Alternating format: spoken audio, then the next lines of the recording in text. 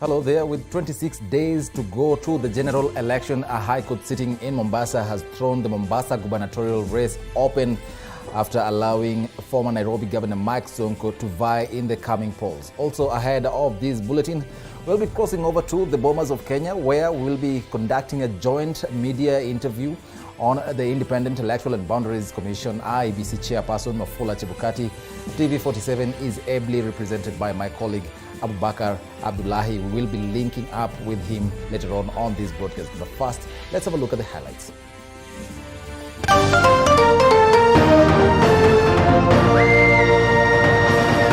Tonight, a declaration that the first, second respondent and third respondents violated the rights of the petitioner under Articles 20, 27, 38, 2 and 3, 47 as read with 193.3. Mike Sonko to be on the ballot in the Mombasa gubernatorial race. The High Court orders IEBC to clear Sonko to contest in the next general election. Nasema Raila tayari ameniogopa, ati anataka kususia kwa uchaguzi na nini. Mimi siwezi kususia uchaguzi. Raila takes his campaigns to Kwale County. Si mmesikia alikuwa anataka kuleta fujo siku ile nyingine 2017. Na mumeona tena ameanza hiyo kazi yake ya kawaida. Ameanza kusema sijui iko shida register, sijui manual register. As Ruto pitches tent in Western region. There was a body of a girl, terribly, that the head had been removed. So the identity of the girl is not yet known, is not yet established. The blood for the girl is a bit fresh. And Barut residents in Nakuru County are living in fear following the killing of 2 people in the area.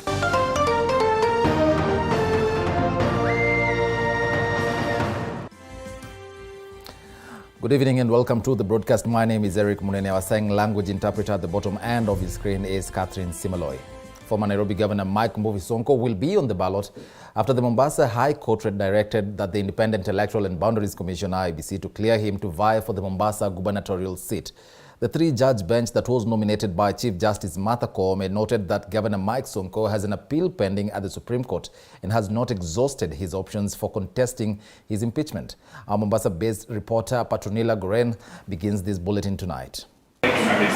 The 3-judge bench led by Justice Ol Gasewe, Ann Ongijo and Stephen Githinji on Thursday morning ruled on the petition filed by Mike Sonko, in which IEBC had barred him from contesting for the Mombasa governorship on grounds that he had been impeached. The court, however, has ruled that the decision by IEBC and its Mombasa County returning officer Swalha Yusuf Ibrahim of not clearing Sonko on 7th June contravened the constitution. An order of certiorari to quash the decision of the first and second respondents disqualifying the petitioner as a candidate for the position of Governor, Mombasa County, in complaint number 127 of 2022. They further stated that various articles in the Constitution of Kenya had been violated as a result, and that Mike Sonko had a pending appeal at the Supreme Court concerning his impeachment. A declaration that the first, second respondent and third respondents violated the rights of the petitioner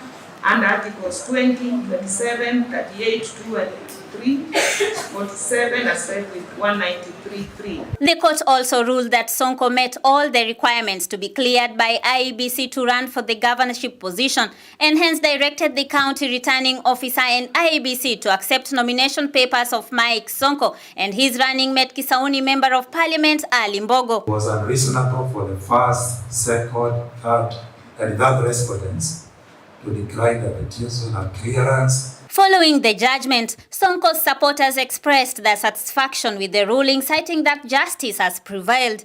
Kila mmoja atarisha raba yake. Yes. Kila kitongoji lazima kikanyagwe. Jana tumekata keki kwa kumwombea kwa maombi. Si uchawi ni maombi, tumefurahi. However, IEBC through their lawyer Edwin Mukele said they will appeal the decision.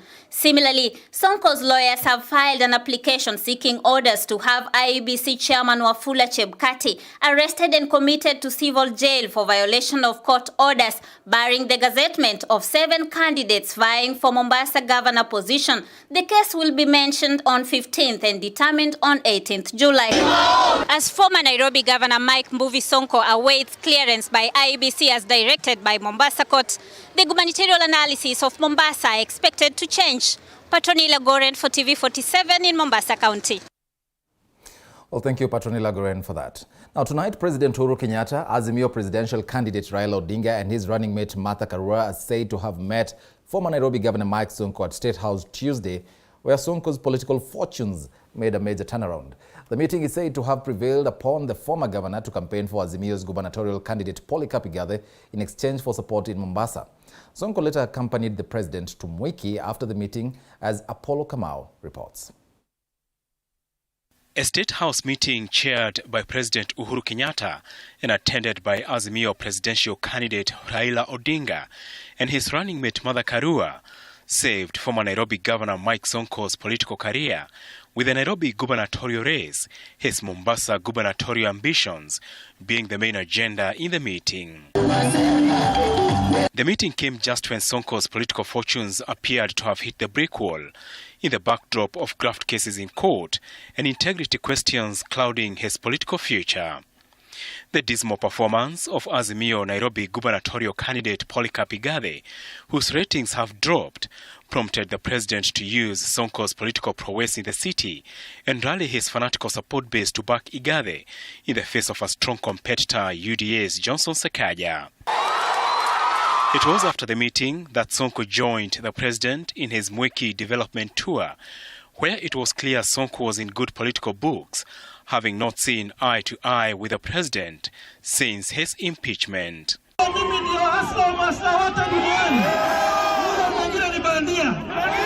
Sasa mimi kwanza ningependa kushukuru Mheshimiwa Rais wetu Uhuru Muigai Kenyatta. Kwa ile muda kidogo nimekuwa nje, nimeona rais amechapa kazi.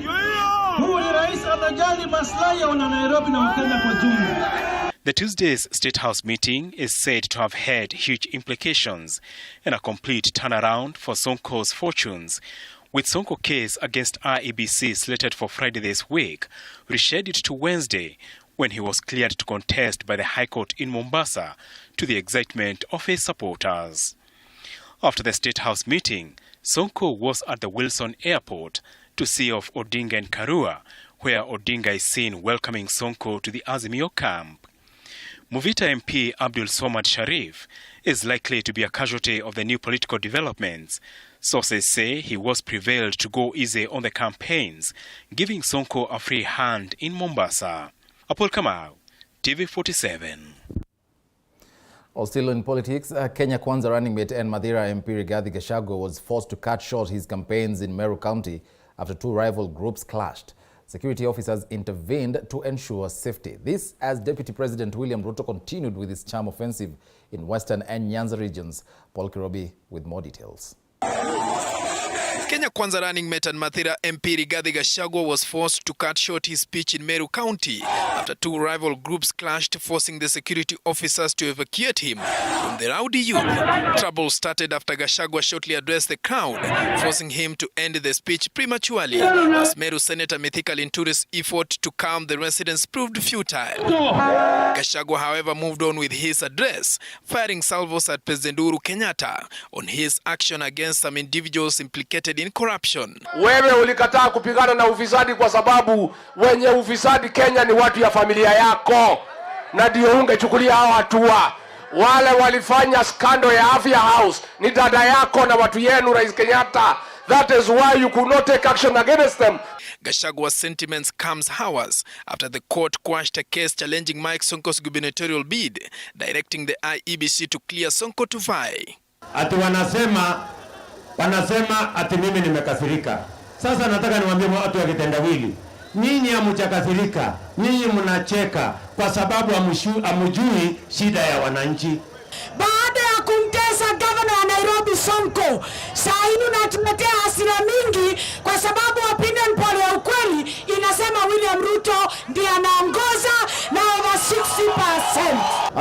Akazunguka Nairobi kidogo, akasema mpigie huyo mzee Watu wakasema hapana, wewe staafu polepole ende nyumbani. The DP William Ruto completed his 3-day tour in Western Region and embarked on his tour of Kisii, Migori and Nyamira counties. The second-in-command DP Ruto appealed to his opponent Azimio presidential candidate Raila Odinga, asking him to accept defeat in the August polls and stop interfering with the work of IEBC. Ameanza kusema sijui iko shida register, sijui manual register, sijui IEBC, sijui Chebukati. Mimi namwambia mtu ya kitendawili, wacha kusumbuana na Chebukati. The DP continued to popularize his bottom-up economic model, urging Kenyans to vote him in the August polls. Paul Kirobi, TV47. Although Azimio la Umoja presidential candidate Raila Odinga has urged Kenyans to come out in large numbers and vote in the next general election. Speaking in Kwale County, Odinga warned his supporters against failing to show up on the 9th of August, saying this will give his competitors a leeway. Andrin Kilemi with more. The Azimio la Umoja Coast Tour entered its second day Wednesday, with the campaign team rallying Kwale County in hunt of votes. The Azimio la Umoja presidential candidate Raila Odinga warning his supporters against failing to show up on election day, saying that would give their competitors a direct pass to the highest office. Imenihuzunisha kabisa kusema je, hawa zangu hawajajua kama naenda vitani. Mbona wanawacha mimi naenda kwa chui peke yangu? Mtakuja. The Azimio running mate Martha Karua further assuring Kenyans of a better country should Azimio la Umoja form the next government after the August 9 polls, saying Azimio is the only coalition with realistic and people-centered agenda. Ukipatia mtu kazi, lazima ujiulize rekodi ya huyo mtu inakaa namna gani. Kwa Raila sio kubahatisha. The UDA presidential candidate William Ruto during the Azimio campaigns further received criticism over his smear campaigns on defense CS Eugene Wamalwa. Na kama nyinyi bado kama iko hapa mtu ama nyinyi bado mnafikiria William Samoei Ruto atakuwa president, mtakuwa nyinyi ni washenzi sana. Tumejenga msingi, tukatia kuta, tukatia dari, nyumba ishamalizika, bado kuingia ndani mtu anakuambia uache, itawezekana kweli? And with just 26 days left to the general election, the Azimio la Umoja campaign brigade continues to rally different parts of the country in hunt of votes. Andrin Kilemi, TV47. Now, if elections were held today, Azimio One Kenya presidential candidate Raila Odinga will be elected president. That is according to the latest opinion poll by research firm Infotrack. According to Infotrack, Odinga is commanding a 43 popularity ranking, while Ruto is rated second with 37%. And as Mwangi Maina reports, Raila is popular in 6 regions compared to Ruto, who is popular in 2 regions. The opinion poll conducted between the 2nd and 7th of this month placed Raila Odinga of Azimio la Umoja One Kenya coalition ahead of his arch-rival Deputy President William Ruto of United Democratic Alliance. Raila leads Ruto with a 43% popularity rating against Ruto's 37%. George Wajakoya of the Roots Party comes in third with a 4% popularity ranking.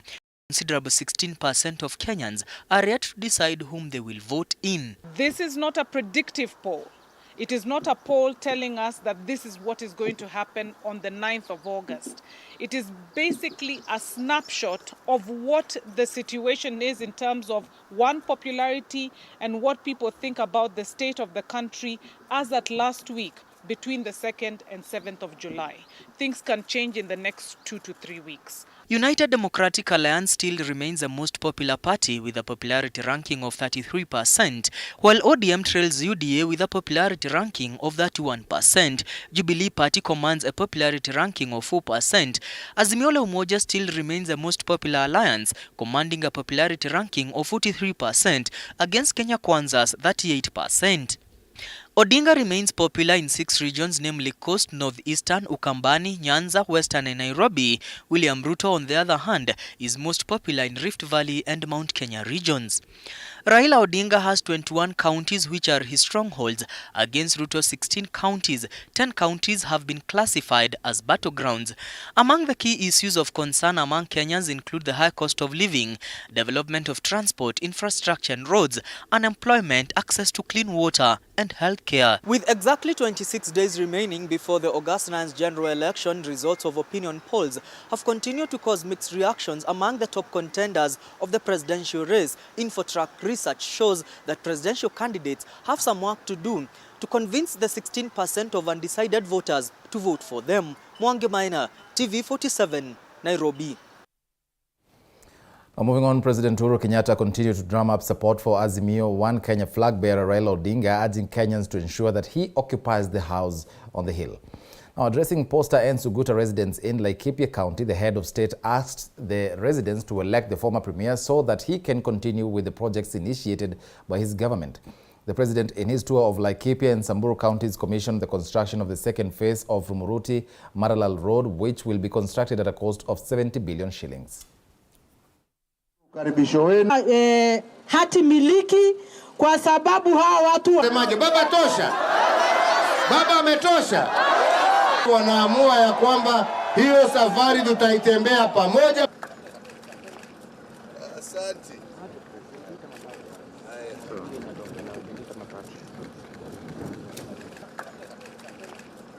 Asante. Na mimi nikisema kwa huo muda ambaye mmenipatia nimefanya yale ambaye nimeweza.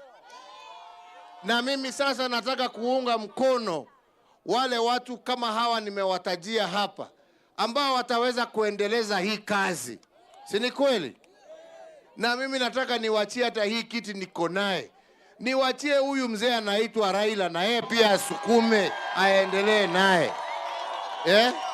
Hiyo budget ndio ihakikishe ya kwamba ile barabara ya kutoka Rumuruti kuja mpaka hapa Posta hapa na hii ya kwenda mpaka Maralal iwe standard moja. So mutawaona hapa sasa waongeze nguvu ya hii barabara. President Uhuru Kenyatta has honored his personal assistant and nephew Jomo Gishaga and a number of Kenyans with presidential awards. State House spokesperson Kanzidena has been awarded the Order of the Burning Spear in recognition of her outstanding and distinguished service to the country. Mike Kagongo with the details.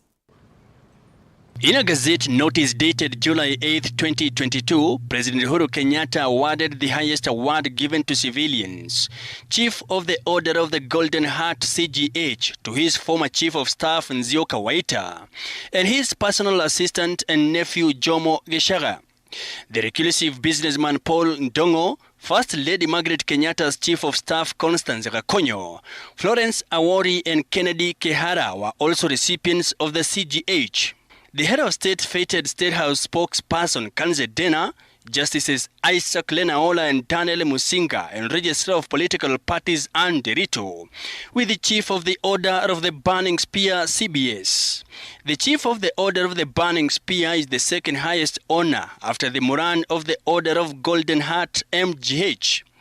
Others are Laibota Imana, Kenya's first blind judge who was conferred with the Elder of the Order of Burning Spear, as well as a political analyst Mutahi Nkunyi, who has been working at State House as a political advisor, and KICC Managing Director Nana Gishaga. Media Council of Kenya Chief Executive Officer David Omoyo is among 101 individuals who are conferred with the Moran of the Order of the Burning Spear MPS, alongside obstetrician and gynecology specialist Dr. Francis Kagema and journalist John Kamau. Notable names among 156 individuals conferred with the Order of the Grand Warrior of Kenya include Secretary General of the Kenya National Private Security Workers Union Isaac Antabwa. Some 180 civilians were also awarded Head of State's commendation, while 24 officers received the same honor under the military division.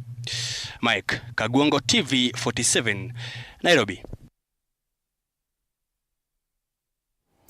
Just a day after Kenyatta University Vice-Chancellor Professor Paul Wainaina resigned following a 410-acre land dispute between the university and the State, Education Cabinet Secretary Professor George Magoha has supported President Kenyatta's move to seize the land for the construction of the WHO emergency hub, terming it as a state property.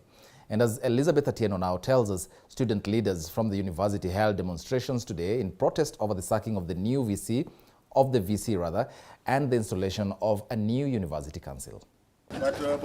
Education Cabinet Secretary Professor George Magoha has supported President Kenyatta's move to seize 410 acres piece of land for the construction of the $600 million WHO emergency hub at the Kenyatta University Referral Hospital, arguing that all land belongs to the state. Government owns everything, including the land that I'm standing on. So if by the wisdom of the government is headed by His Excellency the President. He works with the cabinet ministers, including His Excellency the Deputy President. When government pronounces itself in a manner that you feel is repugnant to you as a person, the most honorable thing is to walk away, isn't it? Magoha's statement has caused rage among the Kenyatta University Students Fraternity, who today held protests calling for the reinstatement of their Vice-Chancellor Professor Paul Wainaina and the dissolved University Council, further arguing that the new emergency hub will not benefit them in any way. That means they want to suspend the Vice-Chancellor for 30 days so that the process of land grabbing will have succeeded. If we have not benefited from a project, a small SKU referral, how will we benefit from WHO? This 1,000-acre piece of land is the genesis of the ongoing land row between the Kenyatta University and Kenyatta University Teaching and Referral Hospital that has since thrown the state of education at the Kenyatta University in a state of limbo, a situation that has elicited mixed reactions from a section of lawmakers and politicians. And we wish to confirm to the country that the Law Society has already instructed an advocate to file a case at the Land and Environment Court to stay those illegal directives. Huyu profesa hakuna makosa amefanya. Huyu profesa amekataa kitu inaitwa impunity. Amesema sheria ifuatwe. Huwezi chukua shamba ya university bila kufuata due process. The university now has a new council in place, which the students fear will give in to the pressure to surrender the 410-acre piece of land as demanded by the state. Elizabeth Atieno, TV 47. Now, Barut residents in Nakuru County are living in fear following the killing of 2 people in 2 separate murder incidents this morning. In the first case, a young woman was beheaded with another man killed by strangulation. And as our very own Chichi Josephine reports, the woman is said to have been raped and the man sodomized before they were killed under the cover of darkness between Tuesday evening and Wednesday morning. The body of an identified woman was discovered in one of the sand mines in the area early Wednesday morning. It is suspected the woman was murdered elsewhere and the body dumped in the area, according to the Nakuru County Police Commander Peter Mwanzo. There was a body of a girl, terribly, that the head had been removed. So the identity of the girl is not yet known, is not yet established. The blood for the girl is a bit fresh. That could have happened elsewhere and maybe dumped. Hiyo ni kitu ambayo imetupiga bustuko sana kwa sababu tunaona kama watoto wetu wanaenda baka kwa hiyo hali wanachinjwa kinyama. Hata sisi tumesikia vibaya. Less than a kilometer away, school-going children stumbled on the body of a male adult that had been dumped by the roadside next to an expansive maize farm. Nilipata tu habari asubuhi. Nikaambiwa mtoto wako, kijana wako amepatikana pale, ameolewa. Sasa wakati nikuja hapa nikakuta kweli ni wao. Kuna vikundi mengi ambayo imejitokeza ambaye hizo mavikundi mengine wanajiita confirm, mengine ni Nyuki Squad. Hawa ndo pengine labda wameingilia hiyo kikosi, labda wameweza kufanya kitendo ambayo pengine wao mandugu amepoteza maisha. Residents are now calling on the government to improve lighting and set up a police post in the area to tame the runaway insecurity in the area. Sasa ningeomba tu sana kama serikali atusaidie sisi vijana. Hii maneno ya mambo na confirm hizi, na I think hizo hakuna kitu kingine. Juu imetuletea issue mingi sana hapa. Hatuwezi kaa na amani. Unyenyekevu, nilikuwa naomba serikali at least kama watatuwekea police station kidogo kwa hiyo center, at least itatusaidia kwa kuzuia mambo kama hayo. Investigations into the two incidents had been launched as it is suspected that the murders may have been carried out by the same suspects, as Mwanzo assured residents that they will soon bring their assailants to book. We are looking at it as an independent incident, and that's how we're going to investigate this independent incident. Crime management is about prevention, control, and also reaction. So we know knives, machetes, guns, all these are weapons of terror. And anyone carrying a weapon in Nakuru is a terrorist. And we're going to declare a terrorist. We're not going to allow any further atrocity to the people of Nakuru. It's as simple as that. Chichi Josephine, TV 47. Well, time now for a very short break at 25 minutes past the hour, but don't go away, because when we come back, we'll be crossing over to the Bomas of Kenya, where our very own Abubakar Abdullahi, alongside other journalists, are on standby for that joint media interview. We'll be asking the Independent Electoral and Boundaries Commission Chairperson Wafula Chebukati the hard questions about his plans on managing the country's most competitive election yet. Don't go away, keep it right here.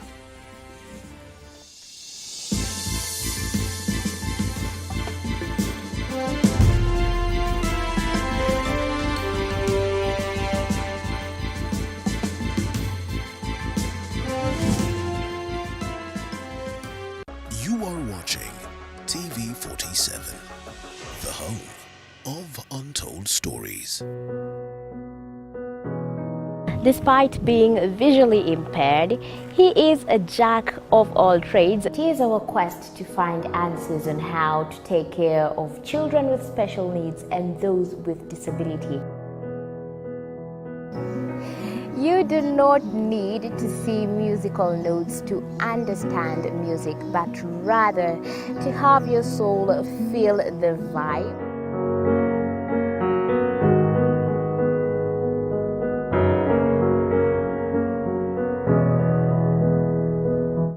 Actually, for us to make a wheelchair, we have to take measurements of the user. After doing my assessment, I get to know the parent.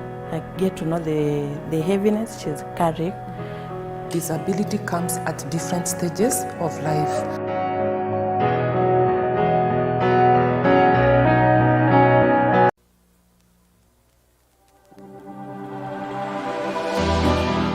How well do you know what's happening around you? Morning Cafe with heated political debates. Baraza la Siasa. Hiyo kitu azungumzie, angalie hali ya maisha ya watu. Informative health discussions. Business, farming. Tasty Wednesday, Fitness Thursday, and Feel Good Friday with amazing DJs, celebs, waimbaji, kuna comedians, alafu kuna wajinga, and music bands. Every Monday to Friday from 6 a.m. to 9 a.m.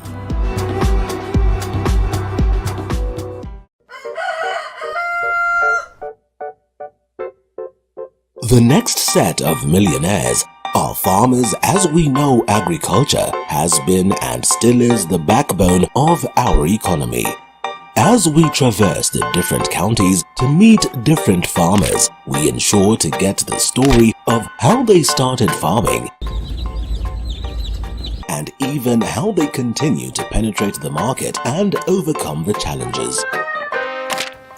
Hapa, the reason why nilieka goose na si ducks. Goose, they are very easy to maintain. A lot of farmers keep on calling, inquiring whether you're supposed to raise some seeds in the nursery or you're supposed to do them directly in the field. The greenhouse helps us control the temperature because the temperature needs to be between 20.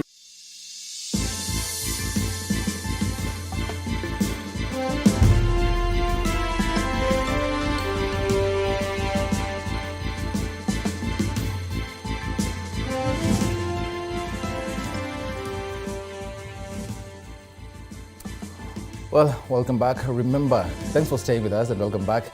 Remember, we're now preparing for the big interview tonight, and that is the joint media interview My colleague Abdullahi Abubakar is currently on standby at the Bomas of Kenya, where he, together with other journalists from other media houses, will be asking the chairperson of the Independent Electoral and Boundaries Commission, that is Wafula Chebukati, the hard questions. Remember, with the 2017 bungled elections, the Supreme Court really put the commission on the spotlight. There are things that they were supposed to have sorted out before this particular general election. Remember, the two front runners in these coming polls, that is the Kenya Kwanza candidate, or rather the United Democratic Alliance candidate, William Ruto, who is also the deputy president, as well as the Azimio One Kenya presidential candidate, Raila Odinga, have both put forward some of the demands that they want to have been sorted before the August 9th polls. There are several hard questions that they have put forward for Wafula Chebukati, the IEBC chairperson. Remember, the Kenya Kwanza coalition insists on manual, or rather a digital voter register. The Azimio One Kenya side, led by Raila Odinga, insists on a backup register that is going to be manual, just in case the digital one that is backed up by electricity and network fails. And we've had these conversations with representatives of the IEBC, and IEBC has stood its ground firmly, saying that it is only going to revert to the manual voter register should the digital register fail. But that is something that probably is going to come up during tonight's interview, and we're really hoping that he is going to be put my colleagues who are currently at Bomas of Kenya are going to really ask him the really hard questions. Remember, this is a joint media interview. It's a joint initiative of the media houses and an initiative by the Independent Electoral and Boundaries Commission to ensure that it ushers in an era of transparency. And I understand that that interview is starting right now. Let's cross over and listen in. To cast their ballots for various seats. And of course, this evening, we are having a pre-election conversation with the leadership of the commission that will be tasked on that duty of managing the election. We are joined by Wafula Chebukati, who is the chairman of IEBC. We're also joined by Hussein Marjan, who is the Chief Executive Officer of IEBC, and of course the Commission Secretary of IEBC. Of course, I'm here with a team of ladies and gentlemen from different stations, and Muridi from NTV. And of course, this evening we'll be talking about different issues as we ride towards that very important date. We'll be talking about the trust concerns in the Commission. We'll also be talking about the integrity question, especially when it comes to the clearance of candidates, with so much happening at a time that different stakeholders have raised questions about how IEBC has conducted itself, and also be spending some time to look at the election processes and especially what must be done come the election day and the days that we follow. My name is Sam Gituku from Citizen TV, and I'll be sure to be taking you through this and with my colleagues. So let's begin with you, Chairman Wafula Chebukati, on the question of trust. How come that different stakeholders over the past few days and weeks have been losing confidence in you? And I want to use one case in point. That is Martha Karua, the running mate of the presidential candidate of Azimio la Umoja, just recently said that they do not have trust in you. You also don't have trust within yourself, and you're not briefing them on every step of the way, and they feel you've been dodging questions. Why? Thank you, Sam, for that question. I'm not aware about Mother Karua's statement on the issue of trust, but we treat all our stakeholders, and especially candidates, we treat them with all the respect we have. We give them all the information they require, and I'm not aware about that statement you're talking about. Mm-hmm. But on the question of trust, I mean, when people raise concerns, especially how you're conducting yourself, they feel there's a bit of opaqueness. Is it out of the blues? Is it just a perception, or it's a real thing that you're having to deal with, especially at the commission? Let's go to the case which you are referring to. Mm-hmm. If it's about Azimio, I remember very well that letters have been written to us, and in most cases responses have been given. We engaged presidential candidates and running mates in a meeting and went through a lot of issues and explained almost all the issues, and they addressed their concerns. Mm-hmm. And so when you come up and say there are trust issues, for me, I don't understand. But of course, this is an electoral process. As I said, as a commission, we operate within the framework of the law. the constitution and the laws of the land, and that's what we follow. And our doors are open for all stakeholders to work in and ask us any questions. Okay. Yes. My colleague Ken has some more on that. Right, Chairman, my question is also about the trust that the stakeholders have. On the 2nd of June, the Deputy President and the Kenya Kwanza presidential candidate, William Ruto, said that a number of his voters, about 1 million of them, had been moved from their polling stations to other polling stations. And in fact, the IEBC confirmed weeks later by even gazetting those places that they perceived the votes to have been moved, though you scale down the numbers from the 1.1 million. The question is this is a player in this election. How did the team for Deputy President William Ruto know that his voters, not just voters being moved, said his supporters have been moved from one location to the other? This was before the KPMG report. This was before even you spoke about the register. How did they know this happened, Chairman? Yeah, thank you, Ken. I don't know how they knew. Maybe that question should be addressed to the Deputy President who came up with the statement. But what I do know is that we had a KPMG report, and the recommendations of that report, including the issue you are raising about the transfers, came as a result of that report. And that's how then we address the issues after that. So how that information then was available to the candidate for Kenya Kwanza, I don't know. But then, Chairman, yes, the problem with this is this. This is a candidate in this election. You don't know how they knew. There are people who have access to your system. Do you think this information came from your system? Because you confirmed it later through even the KPMG report that indeed there are voters who had been moved. The concern, however, is not even about the voters. How he knew his voters were moved. Does it bother you that a candidate would have such details that later is confirmed by a report? Let's put it this way. The information of 1 million is not correct. So let's start from there. So if we start from there, then we can say that if the information is not correct, then why are we worried about that information?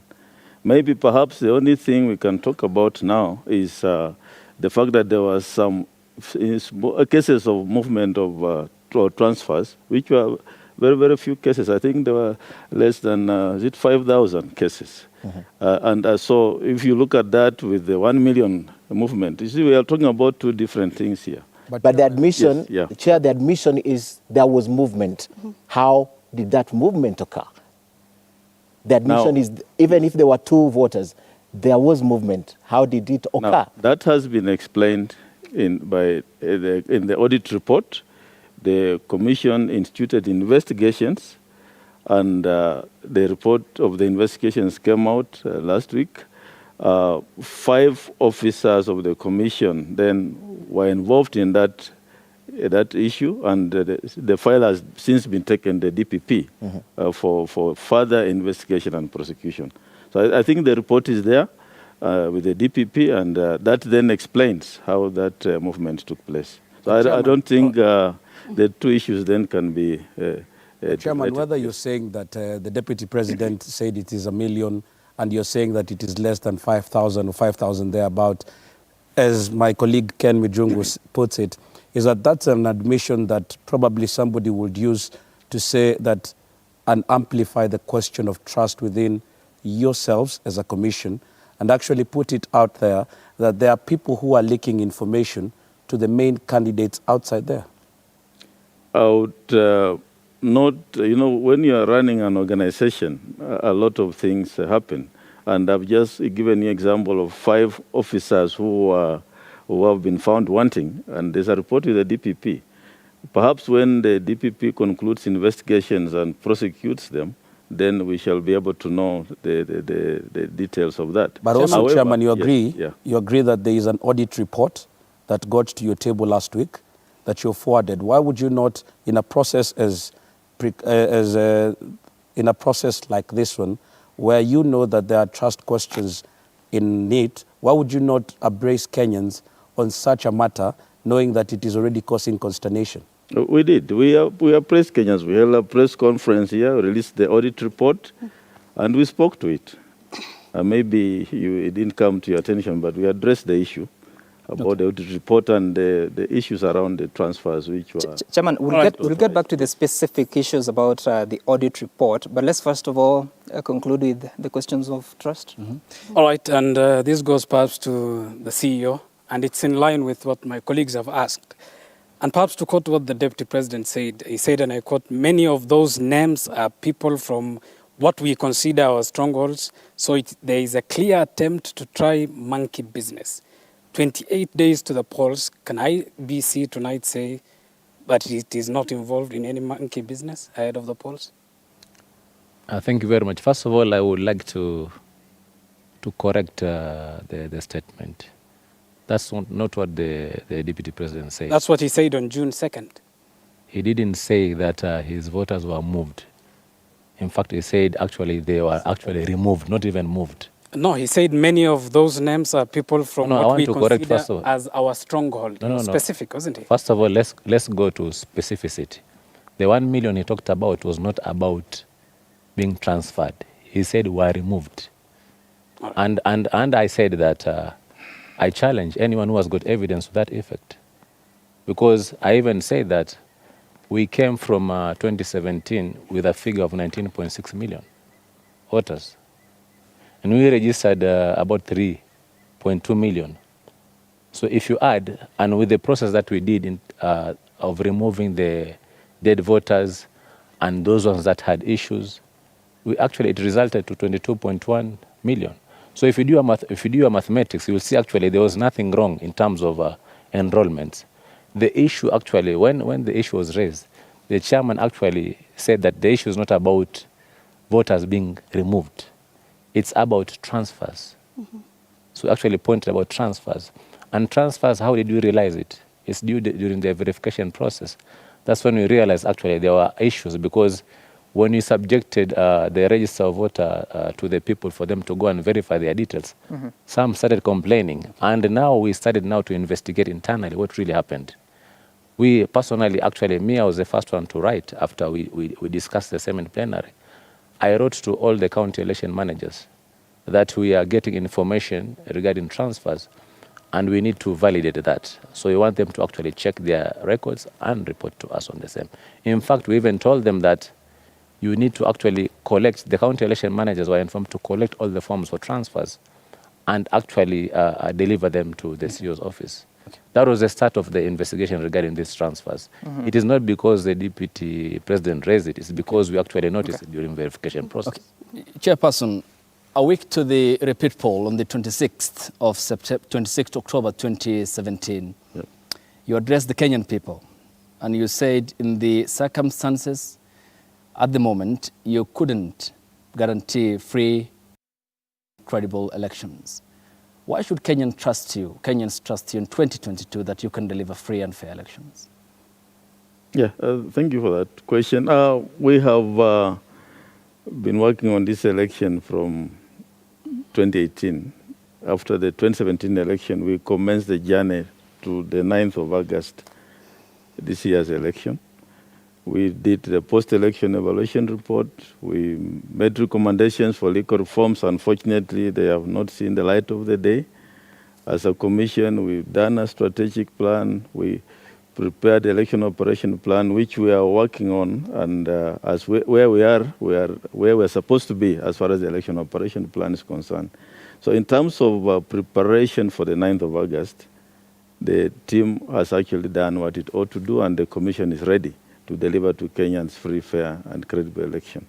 So I don't think then you can relate this with the issues about...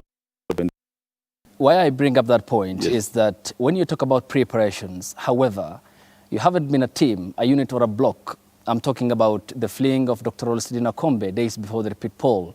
April 2018, the resignation in half of Commissioners Margaret Mwachanya, Dr. Paul Kurgat, and your Vice Chairperson, Connie Mainankatha. And there was a vacuum until the bringing on board of the other commissioners. How prepared are you? I mean, there's the trust deficiency in the commission because Kenyans are looking at you with obloquy. I saw a TIFA report yesterday saying the 60% of Kenyans trust the IEBC. I don't know if that's for you. For me, it looks good. For you, I don't know. But in terms of preparation for election, we as a commission, we are working together and we actually ready to deliver the upcoming polls. Yes. Chairman, kwa afisa mkuu wa IEBC, tumeona Bwana Chebukati amesema kwamba 60% juzi ilisema kwamba ina imani na nyinyi. Kuna hawa 40 ambao wamebaki. Nyinyi kama tume, pengine ni masuala gani ambayo mnayafanya sasa? Siku 26 zimesalia kujaribu kushinda ama kupata ile imani ya ile 40% iliyobaki. Nafikiri masuala ya trust ni tunasema kimombo perception, vile watu wanafikiria. Na watu wengi ambao watapiga kura ni wale watu ambao tunawaita mama mboga, ni wale wa chini ambao pengine hawafikii na information ambao tunawapelekea. Kwa hivyo sisi tunajaribu kwa sasa kuhakikisha kuwa zile information ambazo nzuri ziwafikie zinawafikia. Kama kwa sasa tumeanza kuzungumzia kuhusu ukienda kwenye polling station ni nini utahitajika kufanya. Kuna mambo kama ya teknolojia sasa tunaongeleza. Tunataka waelewe kwa nini tunasema tuende namna hii na si kwa ile njia nyingine. So ni utaratibu ambao tunajaribu kufuatilizia kuhakikisha tuna concentrate na mama mboga as opposed to politicians. I think tumekuwa tukiongea sana na kuhusu masuala ya politicians. Lakini sasa tunataka move away from that. Tuende kwa yule mtu ambaye yuko chini kabisa apate kuelewa ni nini tunafanya katika commission. Tukisalia hapo kwa wanasiasa, mbona kuna masuala ambayo yameibuka hususan kutoka mrengo wa Azimio. Mfano le swala la kwamba kuna maafisa ambao watakuwa wanafanya kazi katika hii shughuli nzima ya uchaguzi kwamba wametoka katika jamii moja. Sijui kama mnakubaliana na swala hilo ama pengine mnaweza kujiondoa vipi kwa swala hilo? Hatukubaliani na swala hilo kwa sababu nafikiri ukiangalia katika tume zote ama serikali, maagents zile za serikali, kama kuna tume ambayo inafanya recruitment kwa usawa ni actually ni commission, kwa sababu sisi tukifanya recruitment tunafanya kwa constituency. It is constituency facing. Inamaanisha kama kwa mfano tuko na county kama 8 za kutoka Rift Valley, tutapata watu kutoka huko. Kama kuna kaunti 3 kutoka North Eastern za Garissa, Wajir, Mandera, tutapata kutoka huko. Kwa hivyo watu ambao tunawaajiri kazi wana represent face of Kenya. Na kulingana na utaratibu wetu hawawezi kufanya kazi pale mahali wameandikwa. Wataenda kufanya kazi mahali pengine na hawawezi kufanya kazi mahali ambapo wametekeleza wajibu wa kutekeleza kura mbeleni. Kwa hivyo tunafanya mikakati kuhakikisha kuwa kuna transparency na pia mtu aweze kwenda mahali ambapo alifanya election. All right, Chairman, of course my colleagues have still more questions to raise with you, but in 2017 part of the reason that election ended up the way it did, and you admitted at some point there was a bit of division within the commission. Part of it was actually political. This time round you have the 3 commissioners, including yourself, who've been there through it all, and 4 new commissioners. There's again a perception that there could be some political alignment of some of those commissioners. How then do you face Kenyans and tell them that you are leading a unified unit, that there are no political interests interfering with the in IEBC? Thank you. I think as a commission, how we operate is we have plenary meetings where we discuss issues and make decisions at that level after committees have sat and presented their papers. And then we are guided by those decisions, which then we pass over to the CEO and his team then to implement. So to the extent of running the commission, that's how we operate. And if in the board meetings, there are always issues. There could have some differences, but the majority carry the day. And to me, that's how we are moving forward. So as to whether there's interference with political dispensations from outside, that perhaps may not be within my knowledge. But what I know is we make decisions, we move on, and that's how we are going to deliver the election. Chairman. Yes. Just last week, on the question of the arrival of ballot papers in this country, one of your vice chair said that you had called the previous night to say that the ballot papers were coming the next day. Yeah. One question that we will ask, for how long had you known that the papers were coming the following day? Isn't it questionable that the commission did not know that the ballot papers were arriving the next day, yet there are some members of the secretariat that knew and were running the show? Who is running the show? Is it the commission or the secretariat, or you're working in unison?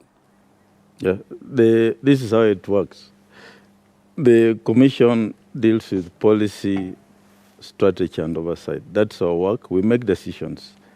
If it's about printing ballot papers, we tell Secretariat, go and procure a firm, and then we move on. When it comes to printing ballot papers, then they tell us this is how we are going to print. These are the samples. Then we tell them proceed and print. So in the process, there's a team called a contract implementation team, a CIT, which then takes the responsibility of ensuring all those processes, including ballot proofing for purpose of ballot papers, and including the issue of how they'll be freight will be done and so forth.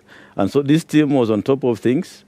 I think on the 6th in the evening at 8 p.m., that's when I also got a call that we have the first batch arriving the following day. And I informed the commissioners.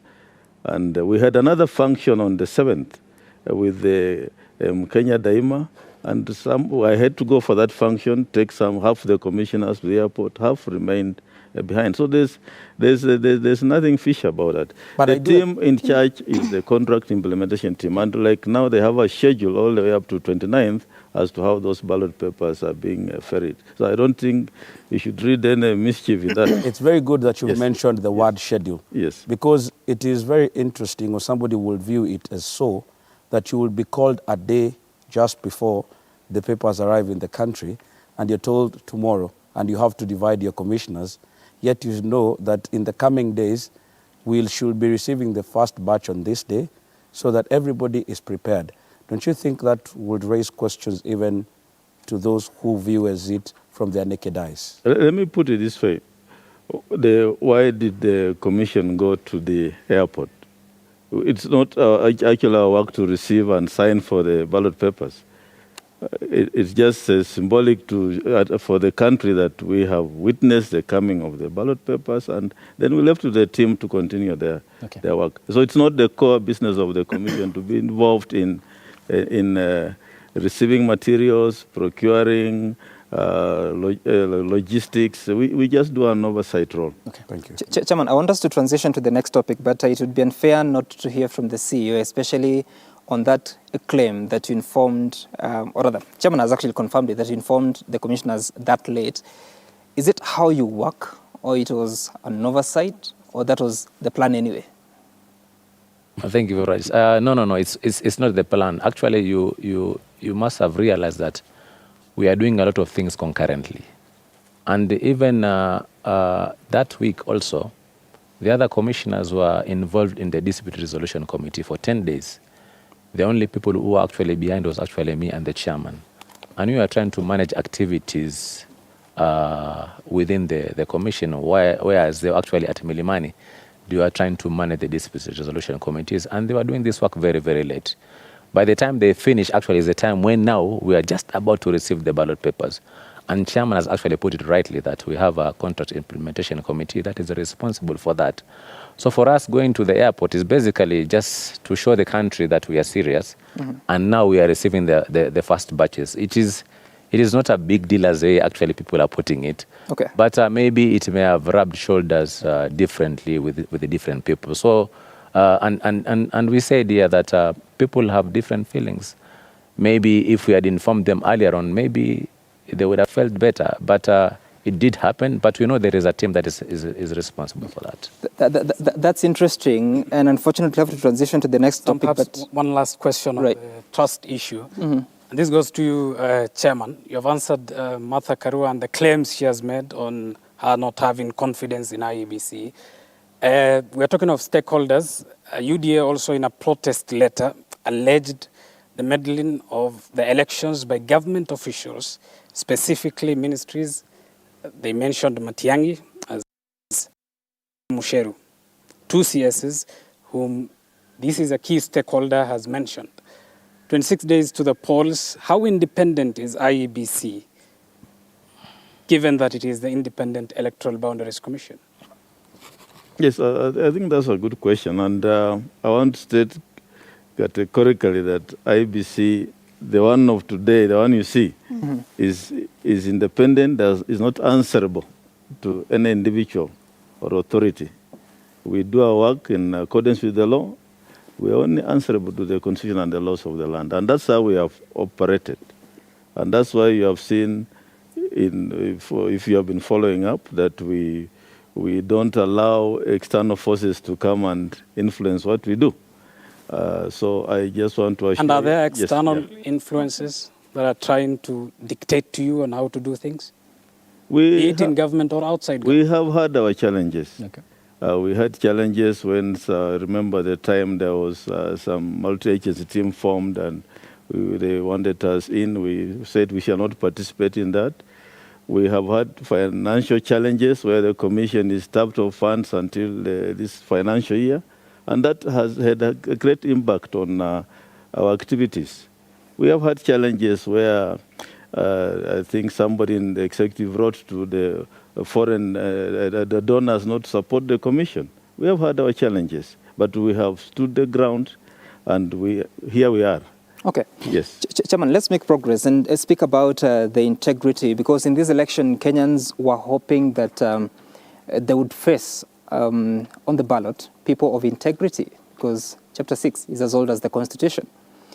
Today, there was a judgment in Mombasa that directs your commission to clear Governor Mike Sonko or process his presentation to be a governor candidate for Mombasa. Just recently, there was another order to IEBC to process the candidature of Karungo Thangwa for Senate in Kiambu County. Are you comfortable with these decisions? And if at all you believed in the decisions you had made at the point of returning officers, at the dispute resolution committees, are you satisfied, and what are you going to do about it? Yes, thank you for that question. I think when it comes to the judiciary, we have had incessant court decisions, some conflicting, and then it puts the commission in an awkward situation. But as a commission, then we must obey the court orders and enforce the court orders. So you talked of the Kiambu and Mombasa, it's a court order, so it will have to be enforced and complied with. But notwithstanding that, I think I'm aware the issue around impeachment has been ongoing, and there is even a case in the Supreme Court which will be heard, I think, tomorrow. So I believe for the future there will be clarity along that line. But for us, how we operate, we follow the matter of Songo. Yes. Let me put it this way. 26 days to election, we must finish printing ballot papers. Actually, we are even late in making changes to the ballot papers. So in most of these cases where we are, we don't have time to take another action. I have not read the judgment. I believe the team will read the judgment. But as a commission, we would want to finalize this process so that we can give Kenyans a credible election on the 9th of August. We cannot have a situation where we want to then to say we are not ready for that particular elective position. But so we shall implement the judgment, and then if there are any other issues on the impeachment area, I'm sure they'll be cleared as we go along. Okay, Chairman, this is very interesting because this flies in the face of Chapter 6 of the Constitution. Yes. Was it even necessary to be included in the Constitution? I mean, from your experience and practice of Chapter 6 and looking at the expectations, as it puts it, versus the outcome, right now in this election, there are a lot of people who ordinarily, from the face of it, Kenyans will have not been voting for, but that's going to happen. So your experience working with Chapter 6 and even attempting to implement it, was it even necessary? And what are the challenges you have as a commission with implementing Chapter 6? Is it the courts? Or is it your own technicalities? Because even in the case of Sonko, you've just mentioned a technicality. Just because of time constraint, 26 days to the election, you will not be challenging this, right? So what is the issue? Was it even necessary to begin with? Because it looks as though we have not even implemented it. Yes, I think that's a good question. As a country, we have a very good constitution, chapter 6, very good. But the constitution cannot operate on its own. It needs legislation to operate. If you look at the legislation around chapter 6, the Leadership and Integrity Act, it's a very weak legislation. If you look at it insofar as the elective positions are concerned, there's only one small paragraph, section 13C, which says if you want to vie for an elective position, you fill a form, self-declaration form, and take it to IEBC to be cleared. That's all it says. It doesn't say anything else. So the first thing we are talking about here is weak legislation around implementation of Chapter 6. And these legislations, for the record, are about 6 that support that provision in the Constitution. So it's not just one, but proceed. Because if you base it only on that one, it will look as if it's only that legislation. So there's weak legislation, number one. Number two, there's no case law that has defined how we then wish to move. Where there's weak legislation, then the judiciary comes in and can give the way forward. Now, what you are seeing now, we had cases where the impeachment was for Sonko was, I think he filed the first cases in the High Court, and the High Court upheld the impeachment by Senate. But now what we are here having now is, can the High Court is saying he should stand? So there's a bit of insensate. Okay, Chairman, are your hands tied? By the There are names that you gave to the EACC for investigation.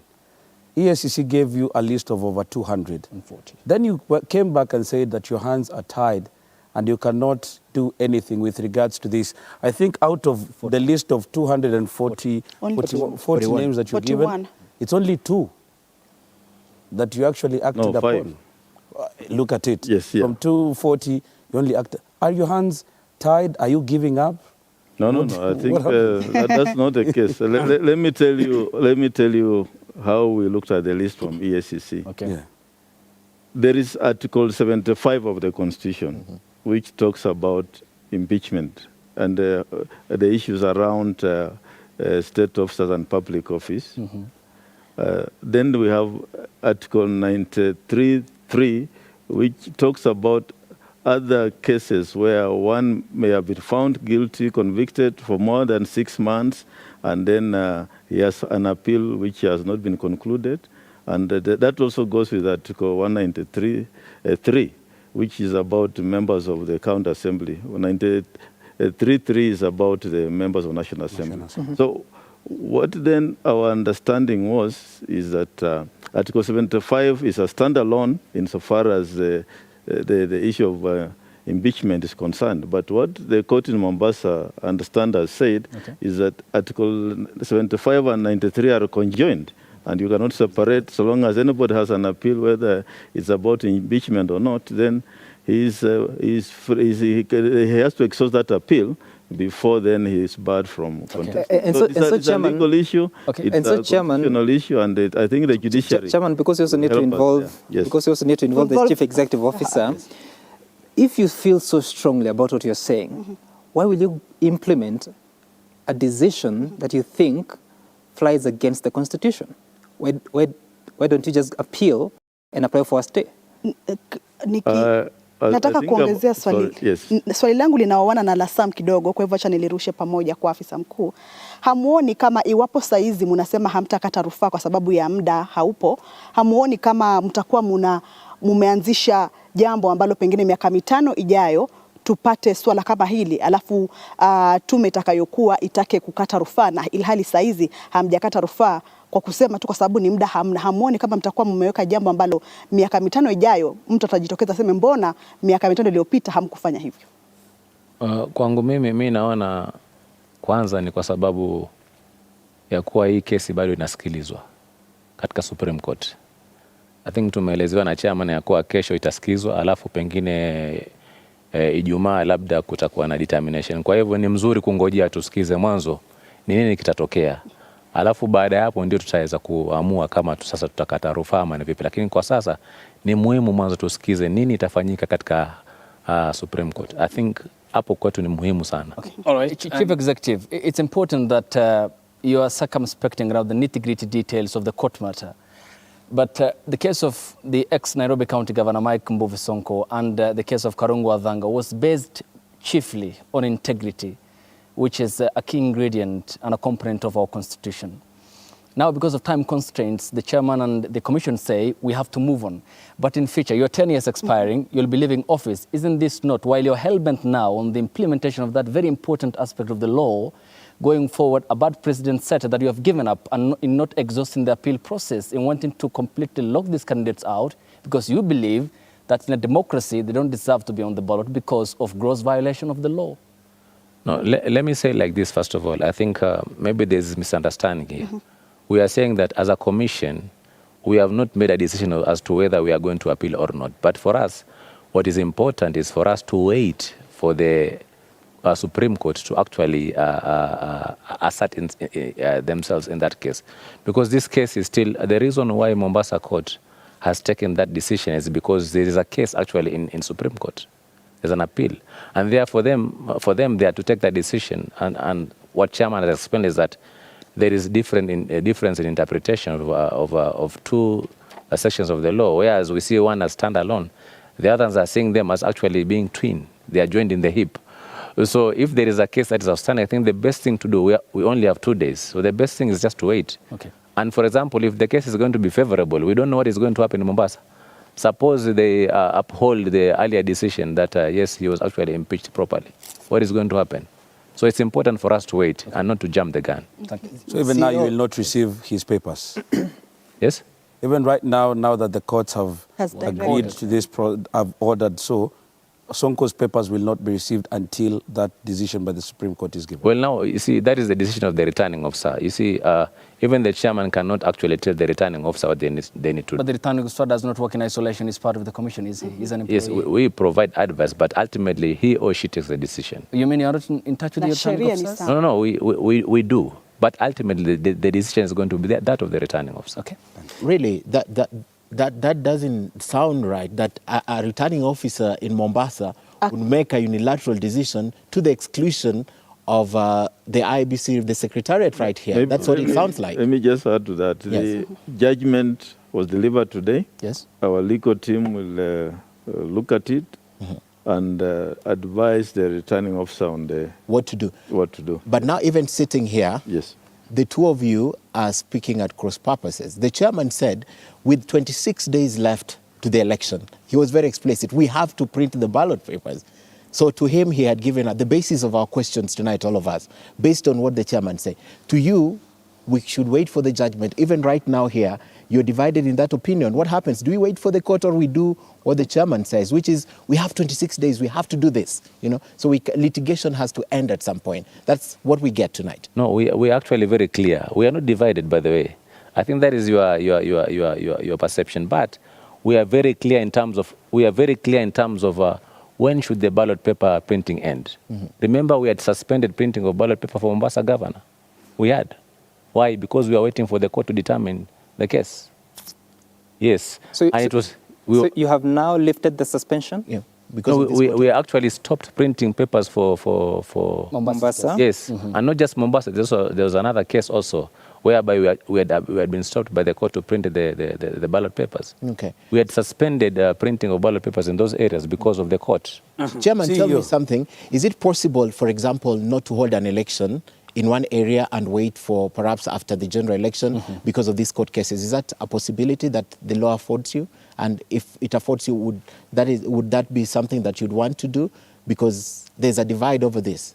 Is it a possibility? Yes, I think the law provides that in certain cases where the commission finds itself in an impossible situation to run an election in a particular unit, it can respond that election. But we, of course, we not hoping to do that in any of the elective units in the country.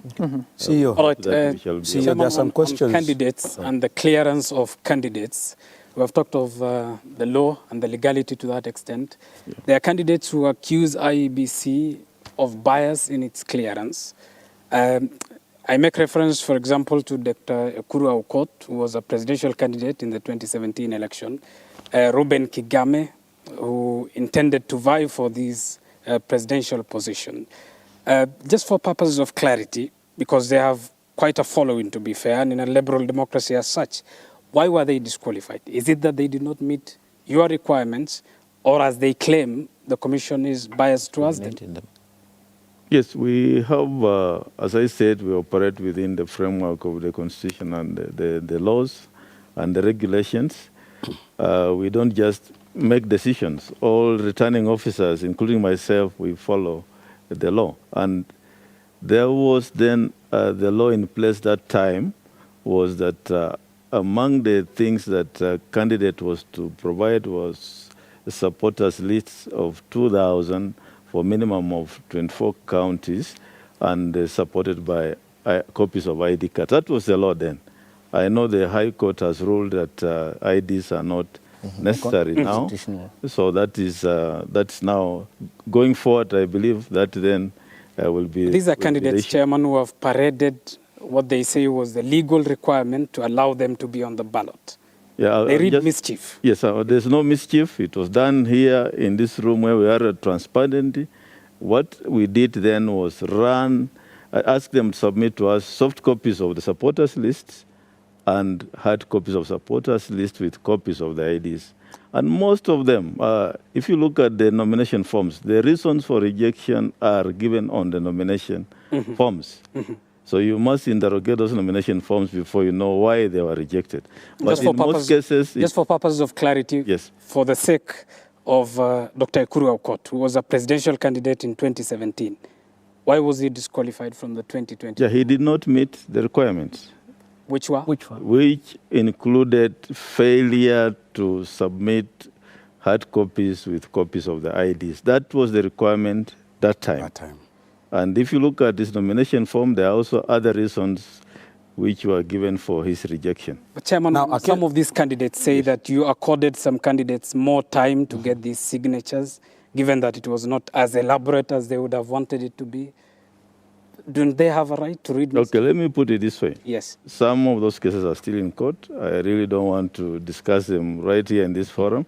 Of course, we're not discussing the details of those cases. Those are cases that will determine the election in 26 days, isn't it? Yeah, but some have not been concluded. So I don't want to prosecute court cases here. Okay. Because as you know, CEO, discussing the details. Chairman and CEO, I need us to make progress. And of course, Kenyans can join this conversation by tweeting us their questions using the hashtag Chebukati Speaks 2022. Of course, Chebukati Speaks is also inclusive of the CEO here, Marjan Hussein Marjan. And as we exit from this topic, I would want to hear from you, because we're at a time, he is talking of 26 days, too close to the election.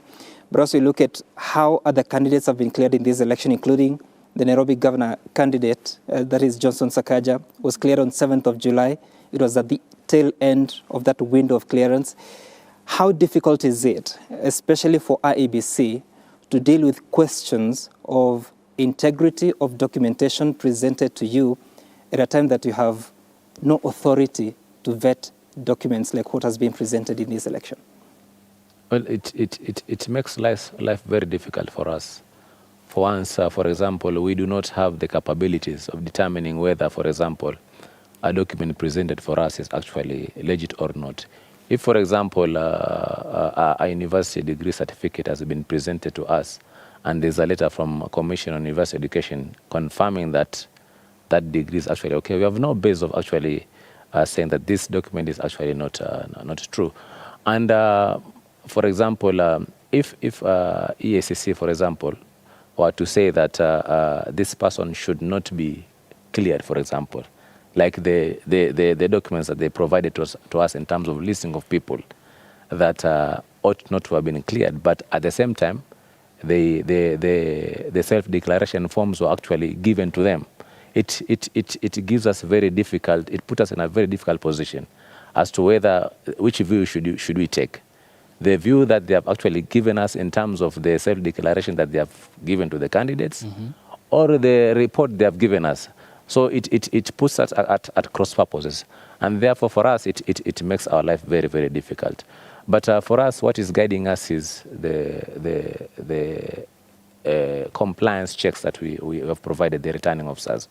It's just a matter of ticking box in terms of whether these candidates miss these requirements or not. That is actually what made our life a little bit easier. But you can see now the issues that it has raised. Matters have been taken to court. And when they have been taken to court, we've got very little time for us to print the ballot papers. And therefore, it puts us in a very awkward position in terms of preparation as far as the logistics is concerned. What do you want to see moving forward to correct all these troubles that you're having? Maybe I would like to see that we have got the laws provide clarity. For example, in terms of hearing and determining cases after DRC, maybe they should be given time limit within which they should actually hear those cases and determine. Because if today we can still continue hearing cases regarding nominations, and they may have bearing in terms of printing of the ballot papers, then it's going to still, even if we continue this way, we'll have problem in future. Okay. Well, just before we exit this question of integrity, last week there was a story in the Daily Nation that puts questions of integrity on you as the chairperson and linking you to Bungoma Senator Moses Wetangula.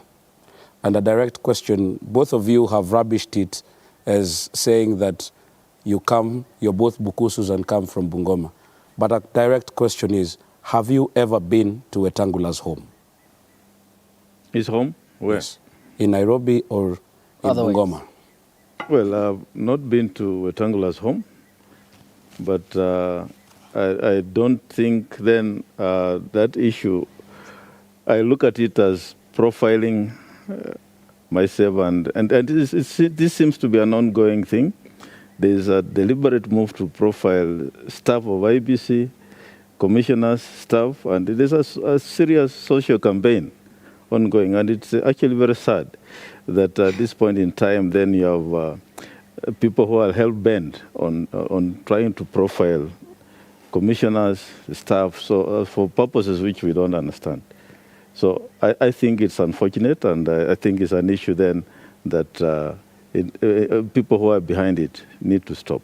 So these are just basically detractors who want to derail your pursuit of a free and fair election? Let me put it this way. If you look at even our staff in the commission, especially ICT and election, they are now frightened because of so many, you see in this, most of the media, I mean the press, the gutter press you see their photos on all of these gutter presses, social media posts. Okay.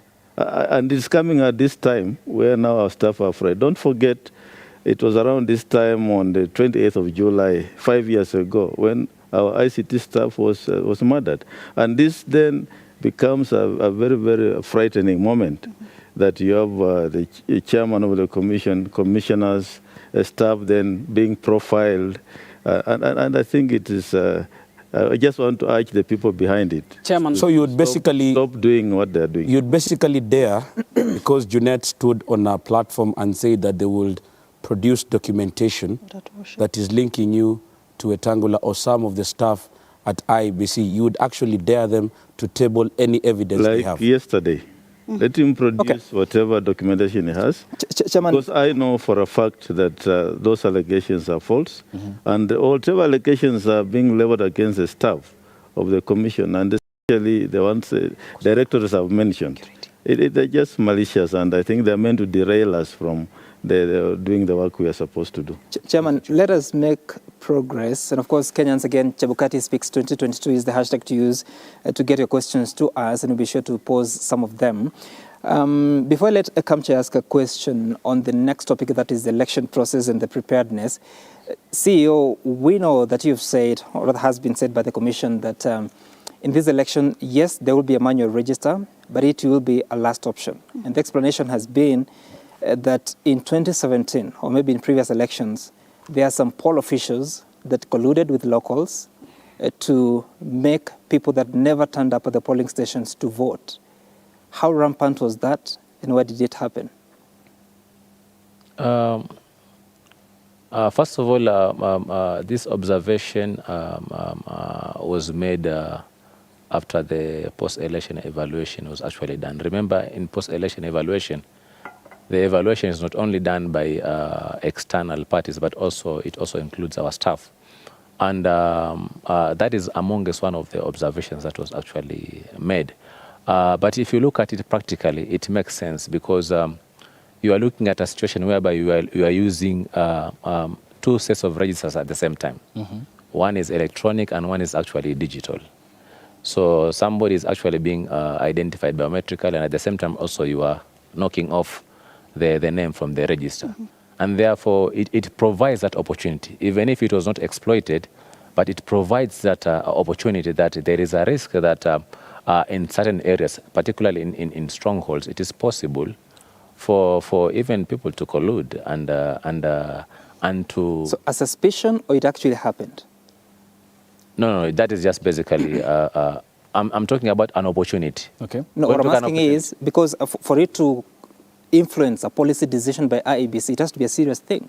So did it happen, or you suspect it can happen? No, one of the things that actually leads to pointer of that is when you look at for example, the presidential ballot paper, the ones that were actually casted, you could not be able to reconcile with the other position. It was actually more than that, and therefore that speaks to the fact that maybe at some point there was mechanically actually casting of the ballot, and you could also be able to see it statistically that at a certain point of time, because we are taking a note of who has actually appeared in the polling session, the turnout at a certain point was actually very high compared to certain periods, and therefore that actually now proves scientifically our suspicion. You cannot pinpoint a case. No, there was no case. Has it happened before, perhaps? No, okay. This was only I've been in this commission since 2015, and therefore that was let me go to the chairperson. First election. Based on the institutional memory, then, Chairman, has it happened before, or are these changes out of fear that it could happen? Let me put it this way.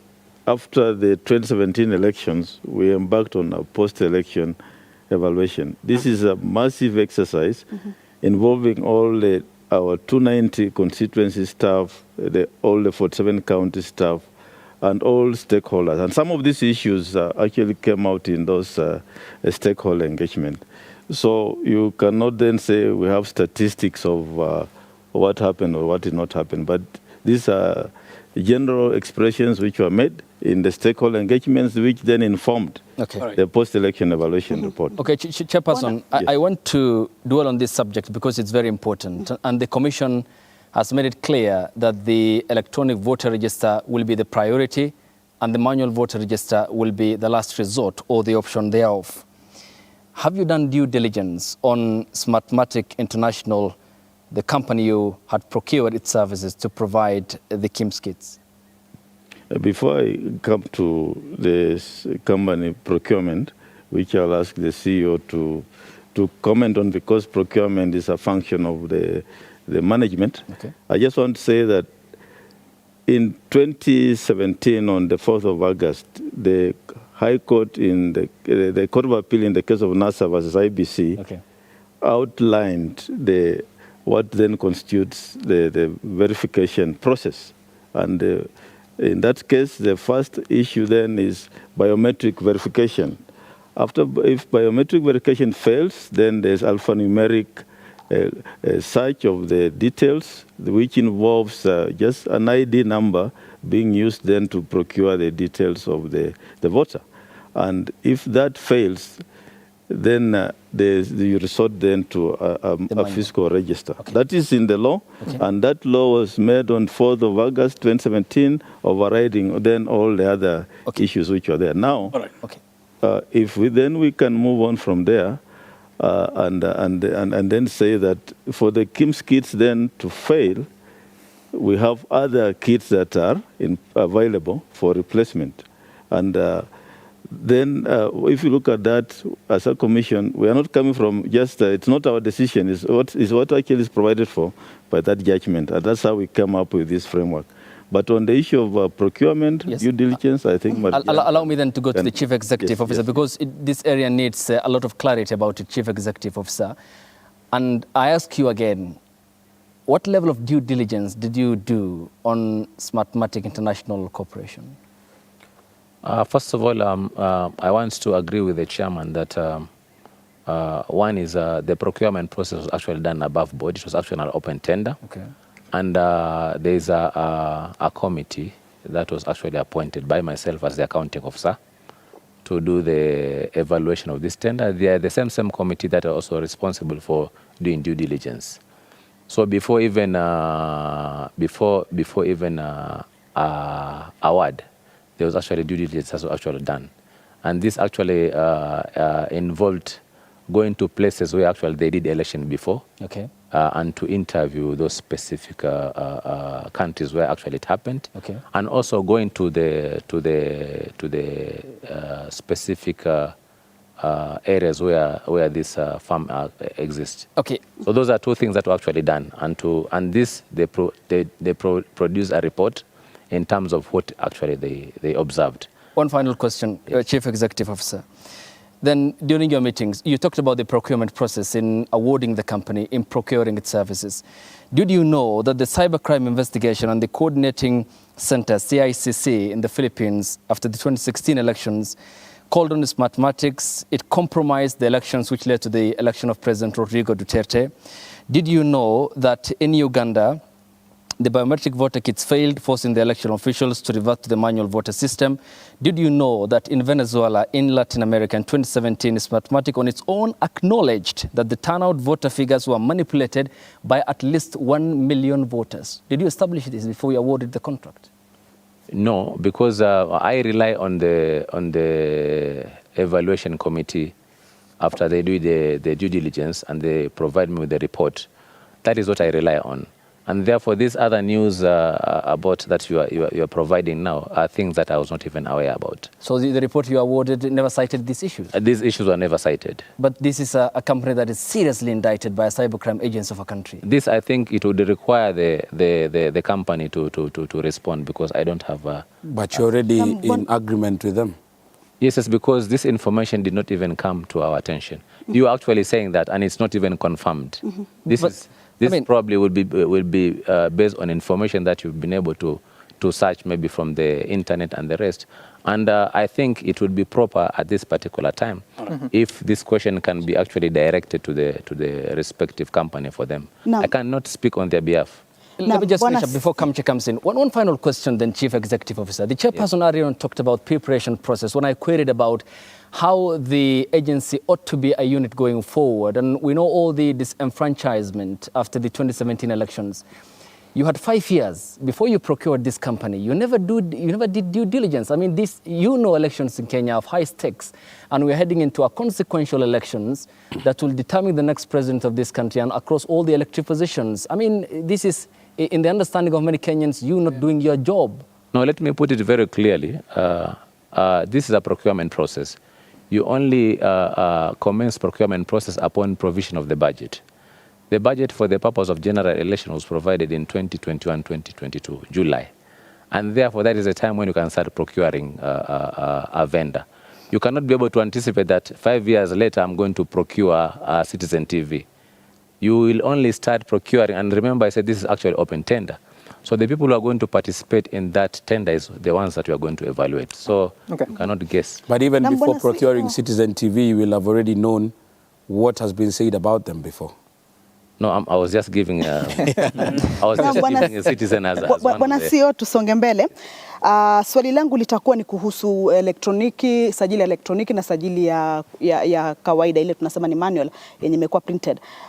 Tumeona kuna mvutano, Azimio wakiwa wanataka kuwe na ile sajili ya yenye ko printed, na nyinyi mnavutia kwamba mtabaki na electronic. Lakini tumesikia kwamba mawakili na wale wataalamu wanasema kwamba pia elektroniki iko prone to manipulation. Na nyinyi mnajaribu kukimbilia elektroniki, manake mnasema manual nayo iko na urahisi wa kwamba watu wanaweza dodge numbers pale ama figures na wabadilishe majibu. Kwa nini? Na tunajua kwamba sheria kando na ile ambayo Bwana Chebukati anasema kwamba mwaka 2017 kama sijakosea kulikuwa na ile ruling ya Court of Appeal kwamba mtafuata hii sheria, lakini sheria yenyewe inasema kwamba lazima kuwe na ile complementary system ambayo ni manual. Lakini nyinyi tunaona mnajitoa pale mkisema kwamba mnataka kuondoa kudojiwa kwa namba, lakini tunajua pia upande wa elektroniki inaweza kuwa prompt manipulation. Unaweza kujitetea vipi pengine?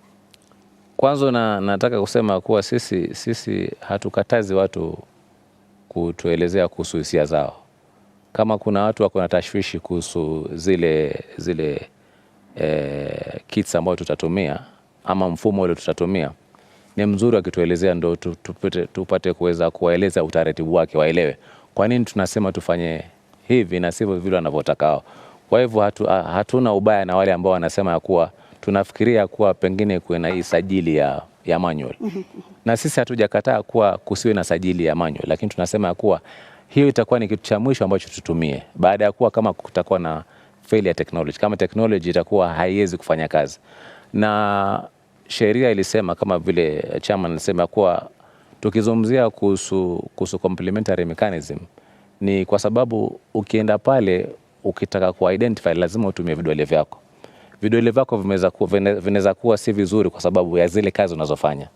Kwa hivyo kama itakuwa si vizuri, kuna njia nyingine mkabala ambao unaweza kutumia. Tutatumia kitambulisho chako, tutatumia namba zako, tutakuangalia na ile information yako tutaweza kuiona pale kwenye tukiiona basi tutakuruhusu upige kura. Lakini kama itaharibika kabisa ule mtambo, basi sisi tutaenda mwanzo, tuko na backups kits ambao tunaweza kuzitumia pia. Lakini pia kama tutaishiwa kabisa, tutatumia hiyo sajili. Nadhani upande wa Azimio unaelewa hilo, lakini kwa nini mnaona wanasukuma? Mnadhani ni nini wanasukuma kuwe na hiyo manual register? Wao nafikiri wamejieleza vizuri ya kuwa hawataki kuwa mtu aende kwenye polling station na asiruhusiwe kupiga kura kwa sababu ya kuwa pengine teknolojia haikufanya kazi. Na hayo sisi tunakubaliana. Sisi tunataka kila mmoja akienda kwenye polling station akubaliwe apige kura, mradi ya kuwa yeye ni mmoja wa wapiga kura. Na hapo tunakubaliana kabisa. I have follow-up questions and I want to be more specific on Section 44 of the Elections Act. But first, because you're answering that, I'll go to 44A. I want you to explain to me before I go to the chairman, 44A, what complementary system means, because the law says this. Notwithstanding the provision of the two sections 39 and 44, the Commission shall put in place a complementary mechanism for identification of voters and the transmission of elections. Let's talk about identification of the voters. How can technology, how can the same system that we're talking about be complementary in that it's a Kimskit? So I can't use my thumb or my finger, but you want to make it look like my ID with the same technology is complementary. Could this section also have meant that a complementary system could be this manual register and not necessarily part of that technology that we are saying? It's the Kimskit, it's the technology, it's everything, but let's get something aside from this. So aside from this, could it not be that this section contemplated the register, the book? Maybe, but I think the chairman has explained that there's a court ruling. There was a civil appeal number 258, whereby and in that ruling actually it set aside the sections of the law you are talking about, and actually it affirmed the procedures we actually explained in the memo that was provided then. So to that extent, we want to associate ourselves with that procedure. When you talk about biometric versus biographic, the default method when you go to the polling stations is for you to use biometric, because biometrics are actually unique. You know, even your ID you can actually share with somebody else. Do you know that? The number. Yes, and therefore the default that is actually unique completely is your biometric. Okay. But in case it fails, because we have also captured your picture, we have your details, when you actually enter your ID, you can be able to retrieve the information. We'll see your actual photo there. Suppose also you don't have hands, we should also have a workaround method of identifying differently. Okay. And that's why we are saying that complementary should also be in terms of your biographics, not necessarily your biometrics. Okay. Therefore, when we enter your ID details, you can be able to retrieve your information. You can see this is Mijungu, and we should allow you to go and vote because of that. All right. That having been said, they say I'd like to go to section 44 now 4, which talks about this election technology being deployed 120 days, tested, tried, and all that. I mean, as at now, with 26 days left, I put it to you that none of this comes, knows the kind of technology. Your own test failed. I hear there's another test that you're planning, but it failed. Now, the law that you saying that you want to associate yourself with that particular one, there's an argument that it could be convenient for you because if you look at it, you're speaking the same language as one of the candidates. That aside, the law is specific on the number of days that this technology can be deployed and it can be tested. That did not happen. So, Chairman, what is the confidence in this system as at now with 26 days left that you're giving the candidates? Now, you said what did not happen. Technology was procured 120 days to the elections. We had procured a service provider. We procured the equipment that we are supposed to use. And that's what the law says. Yeah. Procuring the service provider and the technology to be used. That technology was procured 120 days, before 120 days to the election. Talk to us about 44.4b now, which says test, verify, and deploy. Yes. Talk to us about that. Verify and deploy. Yes. We had a simulation. Which failed, Chair. Okay, you can't say it failed. It was not to the expectations of the stakeholders. And then we have worked on around it. We took feedback from the stakeholders, and we are going to have another simulation, I think, sometimes this week or next week. Yeah, next week. Early next week. The team has actually worked on it, and today they even took the commission through what they have done, and we are satisfied that we are on the right track. So I think we shall invite you and the stakeholders here. But maybe allow me to weigh in on what the chairman has said, because when you talk about testing, yes, it's 60 days before the election. We actually, and I want to demonstrate this, because that system is what? The system that is envisaged is verification, results transmission, and registration. Registration you had already completed using Morpho kits. Yeah. Because enrollment were actually done before we procured the technology. So we are actually talking about two systems that needs to be tested. Which ones are they? Results transmission and identification. Okay. During verification, when actually we provided this opportunity to people for them to go and verify their details, which systems were we using? We were using the new system, and therefore we provided opportunity. It was tested, and actually it was working because guys were going there and they are verifying their details. What was remaining was only the results transmission. Okay. And this is actually what we tested here. Maybe the stakeholders were not happy with the outcome, but actually we tested it here. Okay. And that's why, because of that outcome, we said we are going to give the country another test, and that's what we are preparing. The reason why, my last question on this, you explained, but I see 44 says, and this is what the court said, notwithstanding, you talked about repealing those sections. So notwithstanding, to me, it's notwithstanding the technology, right? There should be another one. So if you look at this strictly with the law, I mean, it's not even implied, it's explicit. Notwithstanding is explicit. Notwithstanding this, the other one should be there as complementary. So when you insist that you want to associate yourself with that particular section, explain to me why 44A says notwithstanding. You cannot read the legislation in isolation. I know that. But again, let's be cautious here, because there's again a matter in the High Court on the same issue. We don't know what the court is going to decide on this matter. That's why we said as a commission, we shall print the register and have it available and await the outcome of that court decision. So there's a possibility we'll have both of them, again, depending on this. When it comes to the court, as I said, we shall implement the court order. But allow me to address this, because you know it's a very contentious issue. Yes.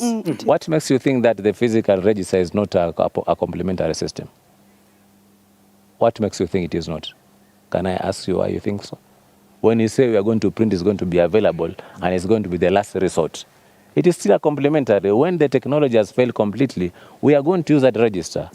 So why are you saying that it is not complementary system? That's not what I said. That's not what I said. My argument is what she said. Azimio is pushing one, and then Kenya Kwanza is pushing another one. And it seems the IEBC, because of the foregoing reasons that you have explained, prone to manipulation and all, they are considering only, and the chairman has made this clear, they want only those present at the polling station to vote. Now, with the manual one, like a book, you can vote. You can see the people who've not voted, their ID numbers are there, and they can key into the system and vote for them. So that's why you want it out. So I never said myself it's not. But my question is, why is it that there's a contention within this, yet the law, section 44A, is very clear, even based on that code of honor, notwithstanding 39, which talks about it explicitly also, right? Notwithstanding. So my contention was notwithstanding.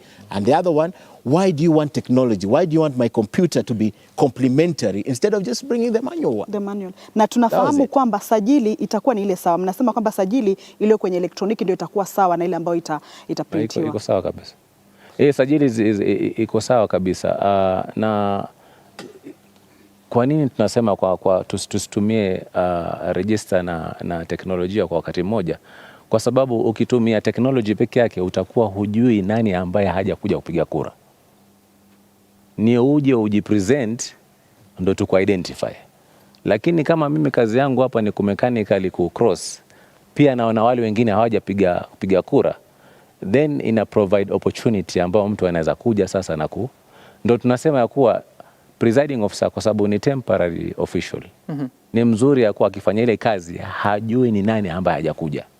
Lakini ukijipresent, ukija na ID yako na vidole vyako, then utakuwa identify. Kwa hivyo kuna nafasi ama kuna nafasi ya kwamba mwisho wa siku ya kupiga kura huenda ikawa hii sajili ambayo ni imeprintiwa huenda ikawa haitatumika.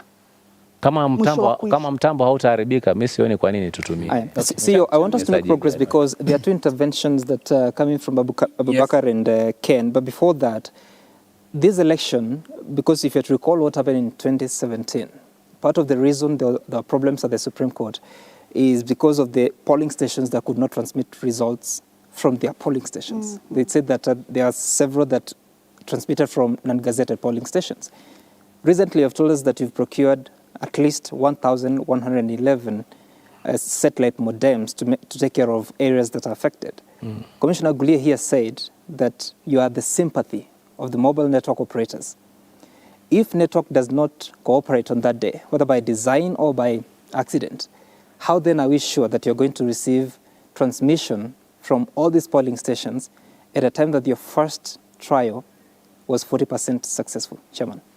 Yeah, thank you for that. We have actually been working on that. As you rightly put it, the report from Communication Authority said 1,111 polling centers will not transmit.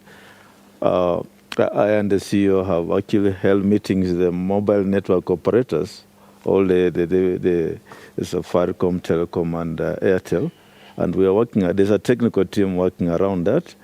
So where there's no 3G, then we shall deploy the satellite devices which we have for purpose of that transmission. So I think that's, as a commission, we are... That's fine, yes. But the Constitution gives the mandate to IEBC to conduct an election, not mobile network operators. So if the technology does not work on that day, and your satellite modems are just 1,000 and a few hundreds, what then for the other polling stations? Can they transmit results from outside the polling stations? Well, Marjan, maybe you can comment, but as we have been saying, IEBC cannot do the election on its own. Okay. We need other stakeholders to come in, and that's why we engage suppliers. Mobile network operators are part of the suppliers. We have contracts with them. And the issue of internet connectivity is not for IEBC. They are enablers here. Bwana CEO, can do that. There are questions that are coming up. Can I first of all try to respond? Yes. Just let him respond. What I want you to understand is that this situation of network rollout is not unique to only this country. I don't think there is a country that has got 100% rollout of 3G and 4G. So it is not unique to us. It is something that we envisage to be in many other countries. And therefore, there must be solution where, for example, there is no network. There must be possibility of where actually the presiding officer can actually move to another place and be able to transmit the same. This, what we have done is to ensure that at each and every tallying center, the 290 tallying center at the constituency, they will have actual network. And in addition to that, We are talking about 1,111 centers. Centers, within a center, there are polling stations. A school, for example, is a center. Within that school, there will be several classes which are going to be polling station. If we provide one satellite modem in that specific area, it will provide wireless network to all those classes. And I want to believe that at the end of the day, they should be able to transmit. All those polling stations in that area should be able to transmit. But it is possible that certain areas may still have difficulties in terms of having 3G and 4G. Where that is the case, the presiding official should actually be able to transmit the same at the tallying center. Well, that to me, I don't see it as an issue. I thought they were locked to a specific polling station to avoid tampering. So, for example, if I'm voting here, my gadget should not work beyond here. So if I move it to another polling station, or they're not locked, they're open, you can come with it to Nairobi and transmit from here. Of course, you can. You know, what you are talking about is actually geofencing. Okay. And geofencing is actually where you lock the device to a specific place. When I see you now, the good thing is, you lock it to us. Are they locked? Yeah. My question now summarizes what they are all coming up with. And the question, during a meeting you had with the presidential candidates, where both of you were represented by yourselves, you brought in the usage of an SD card. Yes. Number one, question one, how safe is this SD card? Can someone make another one from River Road? Number two, now that you have, by admission, said that KM's kit can be moved to another place for transmission, and the question that has been asked by Ken, and another one that has been brought up by Sam Gituku, where there were cases in the other election where ungazetted polling station transmitted results, are we looking at the possibility of somebody else who has a similar SD card transmitting from the same area, but not the polling station where it has been put in? Number three, you've said that there will be 6 extra kits at a polling station. Do each and every of these come with its own SD card, or an SD card will be removed from one and put to the other in an effort to make sure that there is continuity? And number four, on the same. No, can we, you see, you're asking too many questions. Okay, let's go one by one. Still on the SD card. Let's go ahead. Because, first of all, SD card is actually encrypted. The information that is inside the SD card is encrypted. It means that even if you get that SD card, it will be useless piece of information. For you to be able to access information that SD card, you need to use the QR code for that polling station for you to actually be able to lock it to that polling station. So even if you are to get that SD card, it is going to be a useless piece of information. You cannot come up with your own SD card from River Road and come and insert it in our kit. It will not work. I wanted also to provide you assurance on the issue of results transmission. You see, you are going to transmit at the polling station, but if there is no network, it will actually display that this result has not been sent. If you are to leave that kit on and you are to move with it as you are going to the tallying center, suppose it were to get the network. Okay. It will basically transmit it, but it will give you the coordinates, the GPS coordinate of the place where those results were actually transmitted. Now you can even choose to switch it off and switch it on at the tallying center. When you switch it on at the tallying center, of course, there's going to be network. It's going to be able to transmit that results. So in 2017, the challenge then was a question of polling stations were transmitted from non-gazetted polling stations. How have you secured that, knowing that your regulations were defeated or were thrown out by Parliament? So first of all, that's why I said you need to appreciate that our country cannot be covered. The telecommunication service provider, MNOs, are actually business entities. They are driven by profit. They will go to places where it makes business sense. They will not go to places where it doesn't make business sense. And that is clear. So it is no doubt about that. And therefore, there must be room. And here we are talking about budgetary constraints here. Because to buy Thuraya kits, the satellite kits, last time, it costed us around 1 billion shillings. We can't be spending 1 billion shillings for temporary. The specific question before he moves away. Let me finish first of all, because you need to give me time to respond, isn't it? Yes. So where it is not possible to transmit because, one, maybe we do not have a Thuraya phone. Two, there is no 3G or 4G. These results must be transmitted at any other point. That is something that we must realize. It has to happen. So the issue of gazetted, gazetted center or ungazetted centers, I want to believe that maybe at some point, because it even happened. For example, if you look at when we did the by-election for Kibra, we were to do the election at the secondary school. But because of the examination, we had to move the polling center from there to open ground. So, but we had to gazette that. It is possible at that particular time in 2017, maybe at the time whereby we were just near the election, they were actually moved to a different place and did not get time to gazette the same. So at that particular time, they were transmitted in those areas. But at this time, we've made arrangements to ensure that all the centers and polling stations are actually gazetted. Before a point gets lost, follow up there. Yes, on the SD card. Yes, will all the 6 kits. SD card is just one for that polling station. If a kit malfunctions, we remove the SD card and use it now in another kit, which is which will be available. And in the case, and there may be one other thing, the issue about transmission. The KIMS kit is enabled only to transmit the form 34A that will be filled and signed at the polling. It cannot transmit any other thing other than that form. It cannot transmit any other document other than that form, and it only transmits once. Once the send is done, that's it. It cannot transmit anything else. So you're confirming that all the other kits are not coming with SD cards? No, they will not, because you see, to provide that simple swap, once the kit has failed, it cannot work.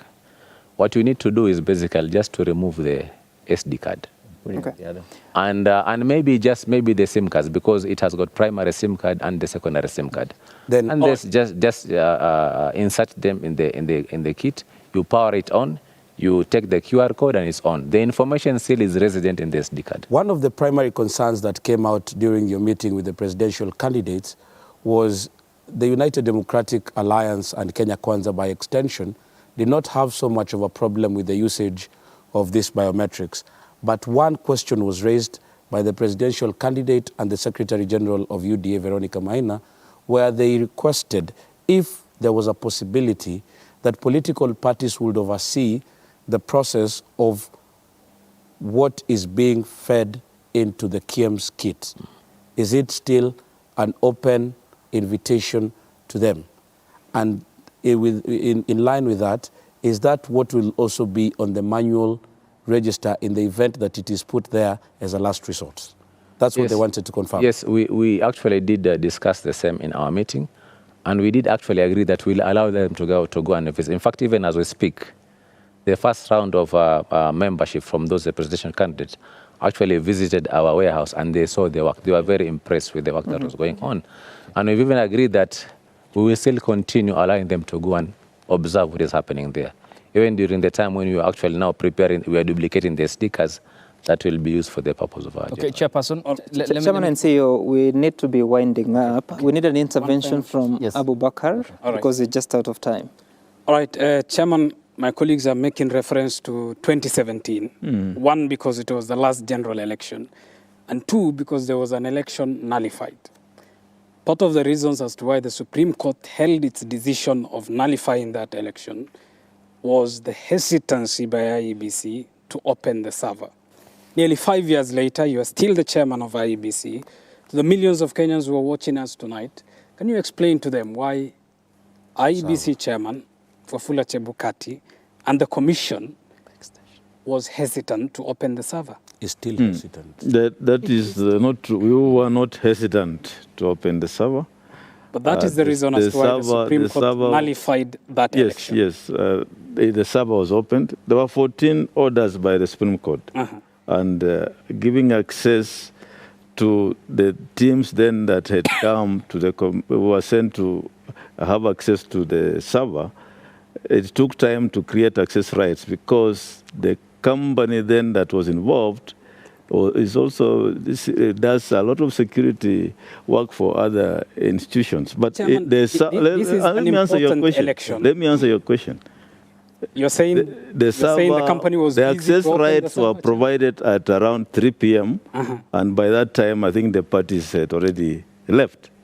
This was a consequential contest, an election that almost got the country into the brink of what could have been the worst. The country's Supreme Court ordered you open the server. You must have been in communication with the company that was holding the server on your behalf. So, have I not answered you? I'm saying the server access rights were given. Okay. It's 2017 is now is in the past. We are now talking of 2022. And what you should be asking me is, how have we prepared for 2022? I think that's the conversation we should be having now. With respect, I'll ask you how you are prepared for 2022. The past is equally important. This has been contentious. It nearly divided the country. It put IEBC, the commission, and individuals like you there was a fresh presidential election in 2017. The commission enforced what then had been was the judgment of the first judgment, the nullification, everything that was done in that nullification case was then implemented in the fresh presidential election. And that's what we are now running with. So let's dwell on 2017. Let's Chairman, as we finalize, should you be ordered by the Supreme Court in the next 27, 28 days to open the server? What confidence are you assuring Kenyans that you will have the ability to open the server? Yeah, that's a good question. First of all, I want to tell Kenyans tonight that the main server is at the polling station. That's where the focus is.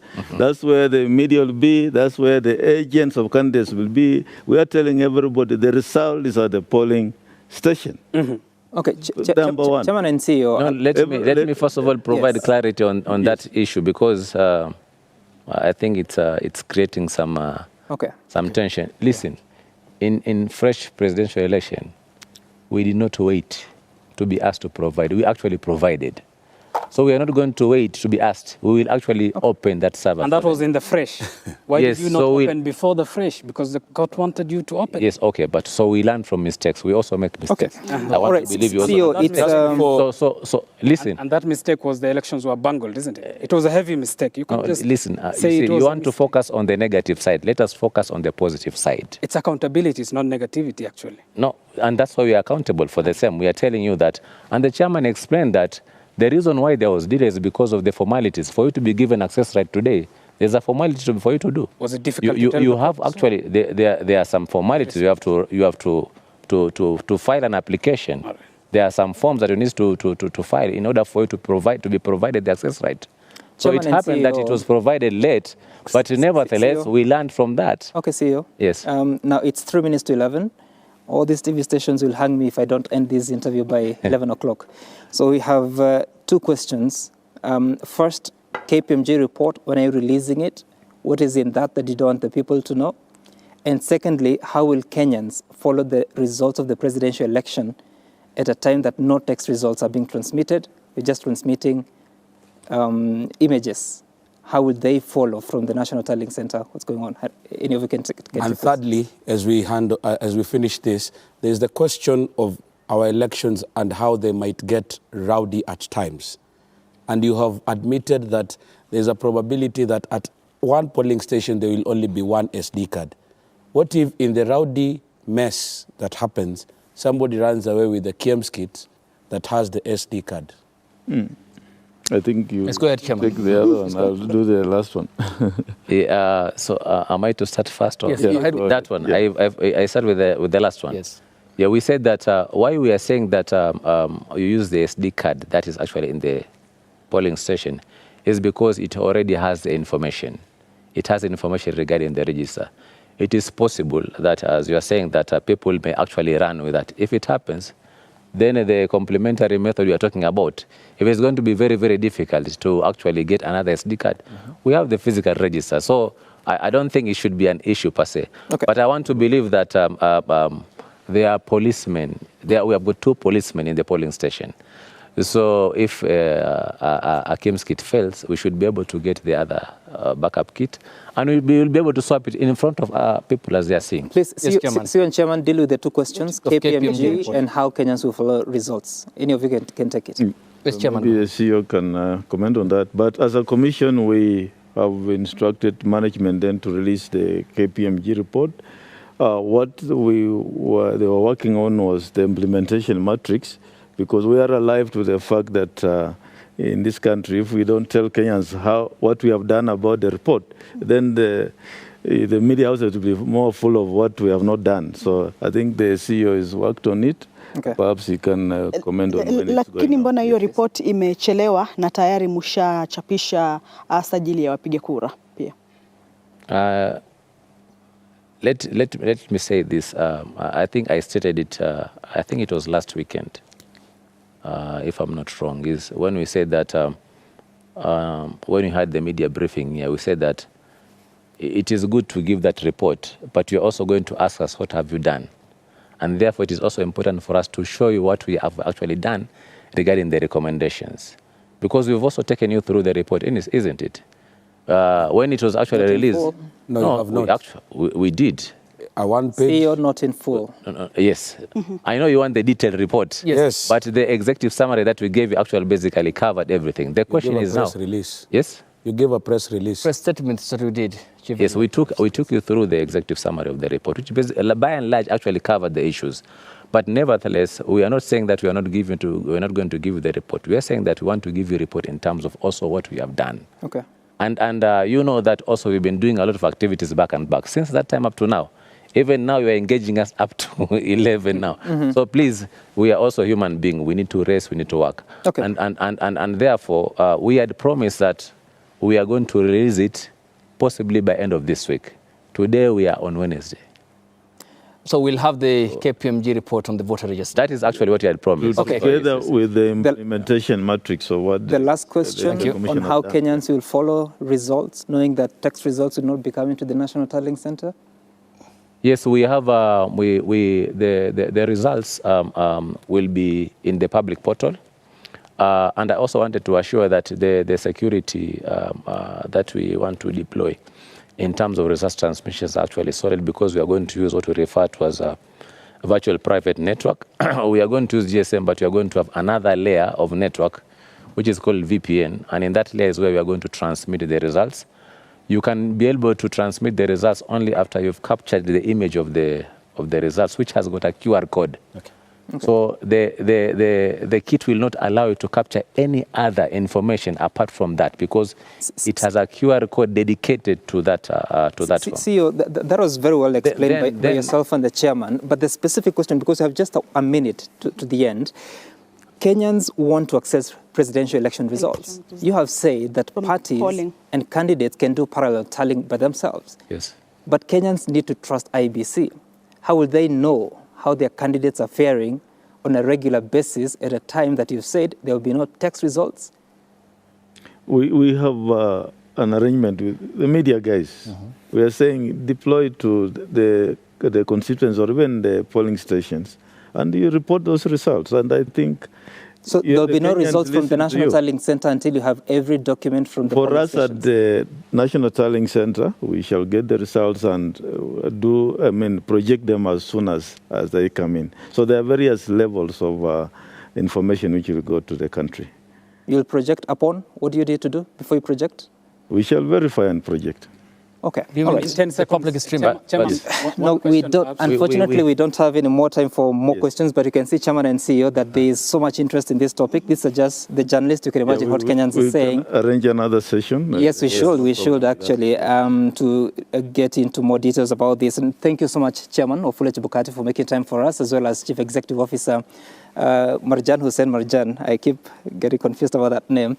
Ken Mijungu from KTN News, and of course Abubakar Abdullahi from TV 47, Kamche Medza from KBC Channel 1, and of course Ayub Abdul Kadir from K24, and Kennedy Muridi for making time for us to have this conversation. Of course, you've been watching a live interview and engagement with the leadership of the IEBC as a commission with 26 days to the general election. We hope that you've been able to get some information that is helpful for you to know what's going on, and we'll continue doing this, asking questions in our respective media houses. Of course, this has been coming to you live from different channels, TV channels, including those represented here. My name is Sam Gituku from Citizen TV. Good night.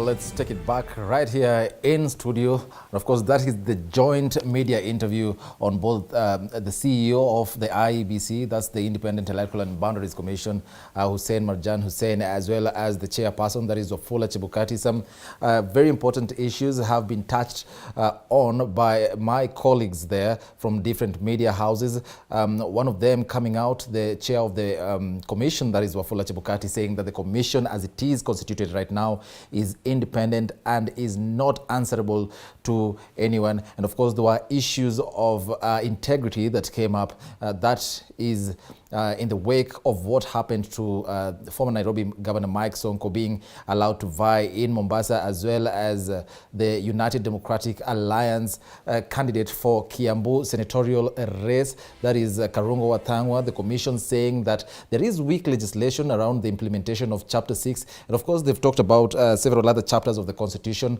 that are tied together, including Article 75 about impeachment, and of course, Article 93.3 as well as Article 193.3 as well. And all this is because the journalists were actually putting those two really on the spotlight regarding the integrity question. And well, they've taken it back to Parliament, and that is both the National Assembly as well as the Senate, saying that the problem lies in legislation. There is weak legislation when it comes to the implementation of Chapter 6 of the Constitution. The Commission also says that it will not appeal the decision today by the High Court sitting in Mombasa regarding Sonko's vying for Sonko's bid rather to be the governor of Mombasa County, saying that they are not going to appeal that decision because of the strict timelines. Remember, it is just 26 days to the general election. And, the journalists who were really keen on asking the commission if it is going to let that just go away like that because of timelines, then what precedent is it going to set? Remember, these commissioners at some point, as well as the secretariat, will give way to other staff members of the Independent Electoral and Boundaries Commission. And of course, the issue of president is going to come up 5 years, maybe 10 years in future. And that is what the journalists were really concerned about. Some very, very good questions there from those professional journalists. And another issue that came up, of course, is the issue of fake degrees and fake documents. The commission saying that at times it is at crossroads because of the position that is put in, and especially when it comes to verifying the authenticity of such documents. Of course, some very, very good questions. There was a question about who is running the show at the commission, and it was between the commission, the commissioners or the secretariat. And Wafula Chebukati, of course, the chairperson of the commission, said that when it comes to printing of ballot papers, well, the secretariat is responsible. They get the firm that is going to do that work. There was also a very keen, and I want to wrap this up because it was very, very important. The commission also said that it had done due diligence of the company that supplied the KIMS kit. Remember, this company has been cited. There's a journalist who asked about the company's, responsibility in bungling previous elections, and of course in other countries. The CEO, Hussein Marjan Hussein, saying that the commission has gone to the countries where that company has provided or rather supplied voting equipment and voting technology, saying that they went and did the benchmarks and they found that the company is above board. And of course, our digital team has been following that. You can follow the conversation on our official Twitter handle, that is at TV47KE. And the entire episode is on our official YouTube channel, so you can catch a repeat of that. Time now for the latest in the world of sports. 9 students from Mount Kenya University and the University of Nairobi under the program Our Rights, Our Lives and Our Future 03+ is set to climb to the peak of Mount Kenya. The climbing of the mountain, which was flagged off today, they say is a symbol of challenges faced by young people, thus the need to overcome them by raising awareness on health and well-being of the youth. Now, the 03+ program is aimed at ensuring young people in higher and tertiary institutions in Eastern and Southern Africa realize positive health, gender equality outcomes through sustained reductions in new HIV infections, unintended pregnancy, and gender-based violence.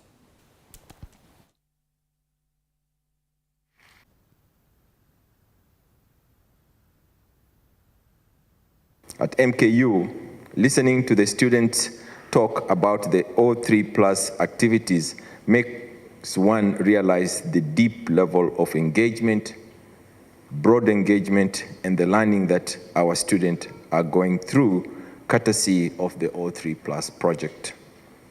And building a team like yourselves who are ready to engage in such a physical activity that will help you to reflect on our environment, will help you to reflect on your physical health and why we should protect our planet and why we should protect our bodies. The O3 Plus objectives are contributing to the global AIDS strategy, again linking to the 9095 and the 1010. So I congratulate you, and I want you all to be the champions of these targets and to take this challenge along with you as you climb Mount Kenya. The climb of the peak of the majestic Mount Kenya, which is inscribed as a UNESCO World Heritage Site, is particularly significant as we celebrate